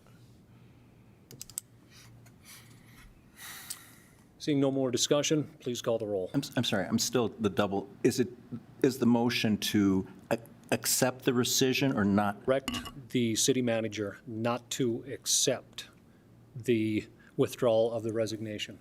Okay. Direct city manager not to accept the request to rescind. Okay. Please call the roll. Wolski? Yes. Sitma? No. Janser? No. Olson? Abstain. Pittner? No. Padragula? No. Straight? Yes. Motion fails. Alderman Pittner. Thank you, Mayor. I'd like to make a motion to place the NDR grant director under the Community Development Department. And I don't know, maybe the city attorney can help me with this, submit that John Zakian be placed in a performance and improvement program to answer to Mr. Billingsley. Would that be acceptable? Or Motion, I would look for maybe the city attorney or HR? or some sort of clarification. Mr. Mayor and Alderman Pittner, maybe it would be more appropriate for the city manager and if you want to place the NDR director under the Community Development Department for those two individuals to work together to determine, one, if it's necessary, and then two, if it is to move forward with that. Perfect. I will provide that direction. So we don't necessarily need a motion. We can get a report back from our city manager here. Perfect. As far as what comes out of that discussion. Am I correct on this? Mr. Mayor, you could get a report back, but generally I think that would just be handled internally Okay. with HR and the directors. Okay, thank you. All right, we are still under miscellaneous discussion. Are there any other items that need to be discussed for the good of the council at our last full city council under this designation? Mr. Mayor? Yes. If the city council wants to move the NDR CDBG director under that department, that would have to go through this channel. If the city council wants to leave it independent, then no action is necessary. So if that's part of Alderman Pittner. Okay, I would look to Alderman Pittner. I guess maybe just for some clarification, is that something that would best have NDR and community development discuss that? The reason I'm making this motion is that I want the city of Minot, in case Mr. Zakian does leave in the future prior to the end of the NDR program, that the city is set up to continue and have other city employees and departments in the know so that we can somewhat seamlessly continue the program. Mr. Lakefield. Mr. Mayor, Alderman Pittner, I have not had the opportunity to have a in-person conversation with Mr. Zakian. As spoken briefly with Mr. Billingsley, and I guess I would like the opportunity to discuss that with both of them, to see what that might look like and to develop a plan, and we can bring that back. That works for me. Thank you. Alderman Patagula. Yeah, again, I just wanted to comment how I feel very uncomfortable about taking anything that looks like disciplinary action like this on short notice. I think, we delegate certain responsibilities to the city manager, acting city manager, and I would trust him or her to, use their best judgment. And what I hear us saying is that we're asking Dave to talk with Brian and with John and talk about how they can work together more effectively and what the best organizational structure is. I have no problem with that. That's, I think, an appropriate use of our direction. But I'm very uncomfortable with, tying that into some sort of personnel criticism publicly. I was a civil servant for 9.5 years. And whatever category of civil service you fall in or perhaps don't fall in, I think we need to treat our employees with respect. That doesn't mean we endorse and approve everything they might do. And if they make a major error, I think there need to be some consequences. But I think to do that publicly is something I'm not at all comfortable with. And I also think it infringes upon the discretion of the city manager. I mean, if he or she ultimately makes mistakes or makes decisions we don't like, we take action. But I think we need to give them some discretion and some authority. So I'm okay with them talking about what the best organizational structure is. I'm also troubled if we got to this point because there was a bad address on an email. Again, that's something I think could have been taken care of and should be taken care of. I very much do agree with Alderman Walski's comment that we need to be less bureaucratic and more responsive to fellow governmental agencies and citizens. I couldn't agree with that more strongly. But I think this may be one of those things where things kind of came together and got blown up to a very high level that I just don't feel comfortable with dealing with. So, I would ask the three staff people to talk about this and figure out what the best, most harmonious working arrangement is. I'm also uncomfortable, too, with picking out an individual. We talk about titles or positions or roles. It's very appropriate for us to talk about. But if we're zeroing in on one person, good or bad, that leaves an uncomfortable feeling with me. So I just wanted to be very candid about that. And certainly, the concerns that Alderman Walski and Alderman Straight have raised, I think, need to be dealt with. Maybe it was a simple error. Maybe it wasn't. So I don't mean to sweep them on the rug, and I think they should really be looked at. But I don't know if this is the proper forum for doing that, or at least in the proper time. Alderman Walski, or Straight, sorry. Thank you, Mr. Mayor. I respect Mr. Zakian. I really do. I respect his service. People can criticize me all day on social media. They can come to the podium. Sometimes we just have to speak and be honest, and that's all we're doing. Okay. We're trying to do our jobs to the best of the ability that we can with the information we have. Next week, I won't sit here, but as I sit here tonight, we have to deal with the unfortunate, odd circumstance that arisen. And so I have no trepidation. I appreciate all your comments and the direction that you're trying to move the city. It's just, I think you have to take that to heart moving forward. If we can get criticized up here all the time, I don't think that there's anything wrong sometimes talking more honestly and plainly about the direction that we're headed, whether it's a construction project or staff. Let's do that more. Let's talk more plainly and honestly. I think the public wants that. Thank you, Mr. Mayor. Further discussion on the miscellaneous and discussion items for tonight. Alderman Pittner. Thank you, Mayor. Wanted just to, you did at the beginning of the meeting, make my plug for the census, Take Your Census. I was very critical of one of the projects and voted against the adding of portable classrooms outside of Jim Hill Middle School and just the process in it. I'm also maybe going to be critical of taxpayers on this. Ultimately, it is up to us as taxpayers to do better for our students, to do better for our faculty, to our teachers. We hear the excuses all the time that, I don't have kids anymore, or my kids are out of school, or I send them to a private school or whatnot. One way we can help address this issue is by filling out the census. It is absolutely critical that we all fill out the census and try to reach 50,000 population, because it'll lessen the burden and allow us to really address some of these needs that are very visible in our community. Thank you, Alderman Pittner. Alderman Wolski. Mayor Sima, thank you. It was back on May 13th that we all got an email from the Executive Board of Magic City Equality, highlighting and hoping for a proclamation that recognized June as LGBTQ Pride Month. I don't know what reply these folks got from the city of Minot. I know that I did not do a good job of replying to them, but I do know that we are still in the midst of Pride Month across the country and across the world. And in light of the Juneteenth acknowledgement, which I think is totally appropriate, I wanted to publicly let these folks know that this message did get through. I think this is an important issue. For a number of different reasons. We didn't get to it this year, but I hope we do get to it in the future. So, any further discussion for miscellaneous and discussion items? Alderman Patagula. The month of June isn't over. Anything further?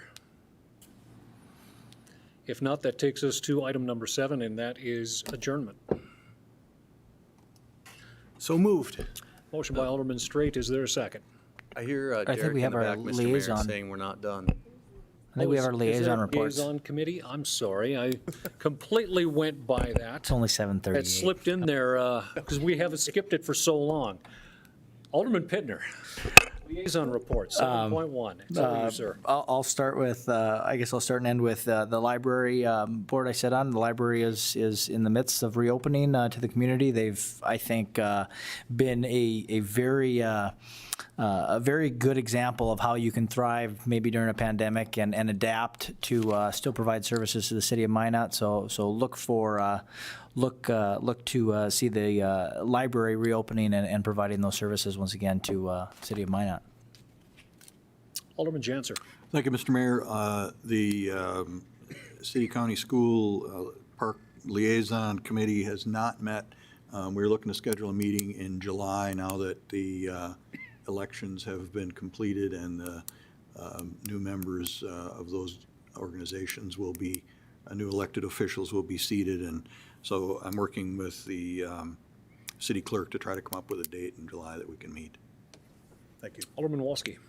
the Zoning and Planning Steering Committee is going back to work next Wednesday, Brian, 25th, I think that is. That is a long hiatus, but we are down to our last 4 to 6 meetings, I think, before this body will have a look at the ordinance that we've been working on. Renaissance Zone will be meeting, I also believe next week, next Thursday, to consider an application for an exciting downtown project. County planning, that work continues. We have a ordinance process that's going to be beginning. We'll also, I assume, have a handoff. That is a role that I think I'll be absolutely forced to step away from because it's a requirement that it's a member of this governing body that's a member of that board. But with that, Mayor, and Minot Commission on Aging, also on a somewhat less regular meeting schedule over the last few months, but their very important work continues. And I'm sure they'll be reaching out to all of you as a part of the budget process as well in support of their mission. With that, Mayor, my expectation is to continue the work as a part of the Zoning and Planning Steering Committee until that finishes. It is my interest, and I will work through the process, however it may be, to stay engaged with the Renaissance Zone as well, but that will be, I think, first a discussion at the Renaissance Board level. But I've been very engaged in the work to rewrite and redevelop our program guidance there, and I would like to see that finished before I set down all my city roles. So. Very good. Just a couple of quick on the committee assignments. Those will be handed out for the next council at the next meeting. On the COVID-19, I did want to touch base here on the city staff that was part of the COVID-19 task force. An extraordinary amount of work that went into city operations, telecommuting, the amount of work that the city PIO, that the IT department, and especially the folks that went through on the building maintenance folks with the cleaning and the preparations to reopen.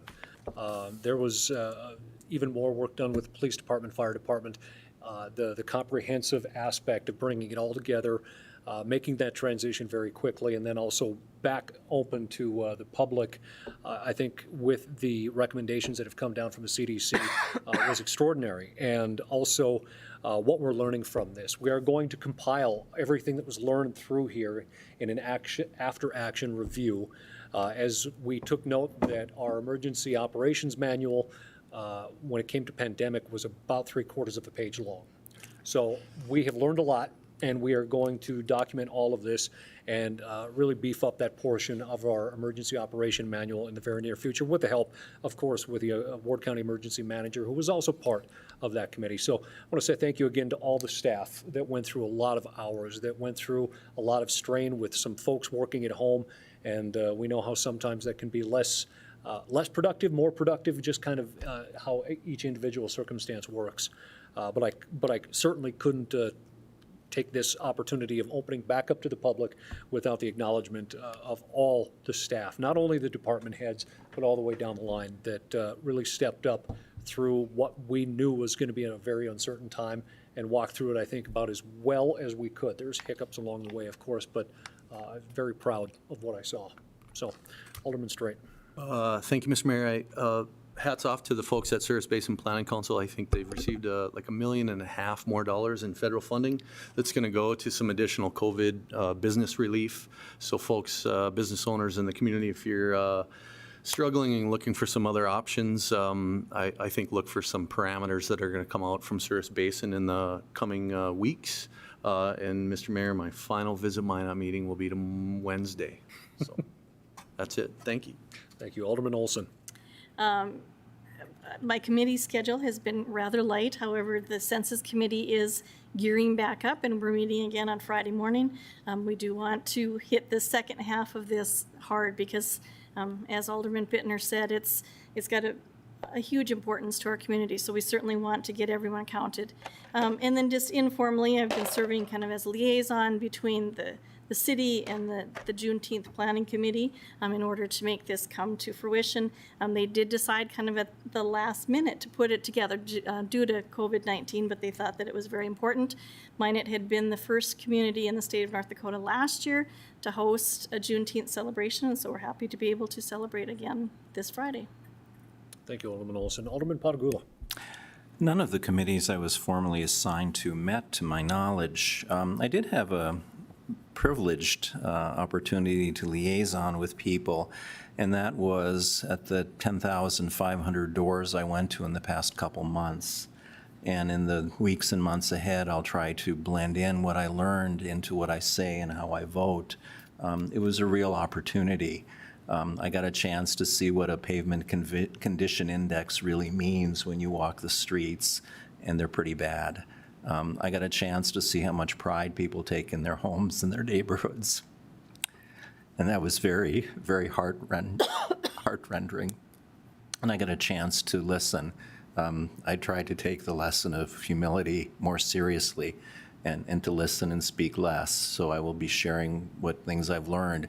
I think you sometimes need to make a conscious effort to reach out to people that you might not normally listen to or who might not normally approach you, and to go to parts of town maybe you've never been before, and to see the wide range of citizens and community areas that we have. So it really has been a wonderful opportunity to have liaison with the citizens. And I will share my insights and my impressions as we go along. So thank you. Thank you, Alderman Patigula. With that, we are going to our item Motion number to 8, which is adjourn. adjournment. Motion to adjournment from Alderman Pittner. Is there a second? Second. Second by Alderman Janser. All those in favor say aye. Aye. Aye. All those opposed, same sign. We're adjourned.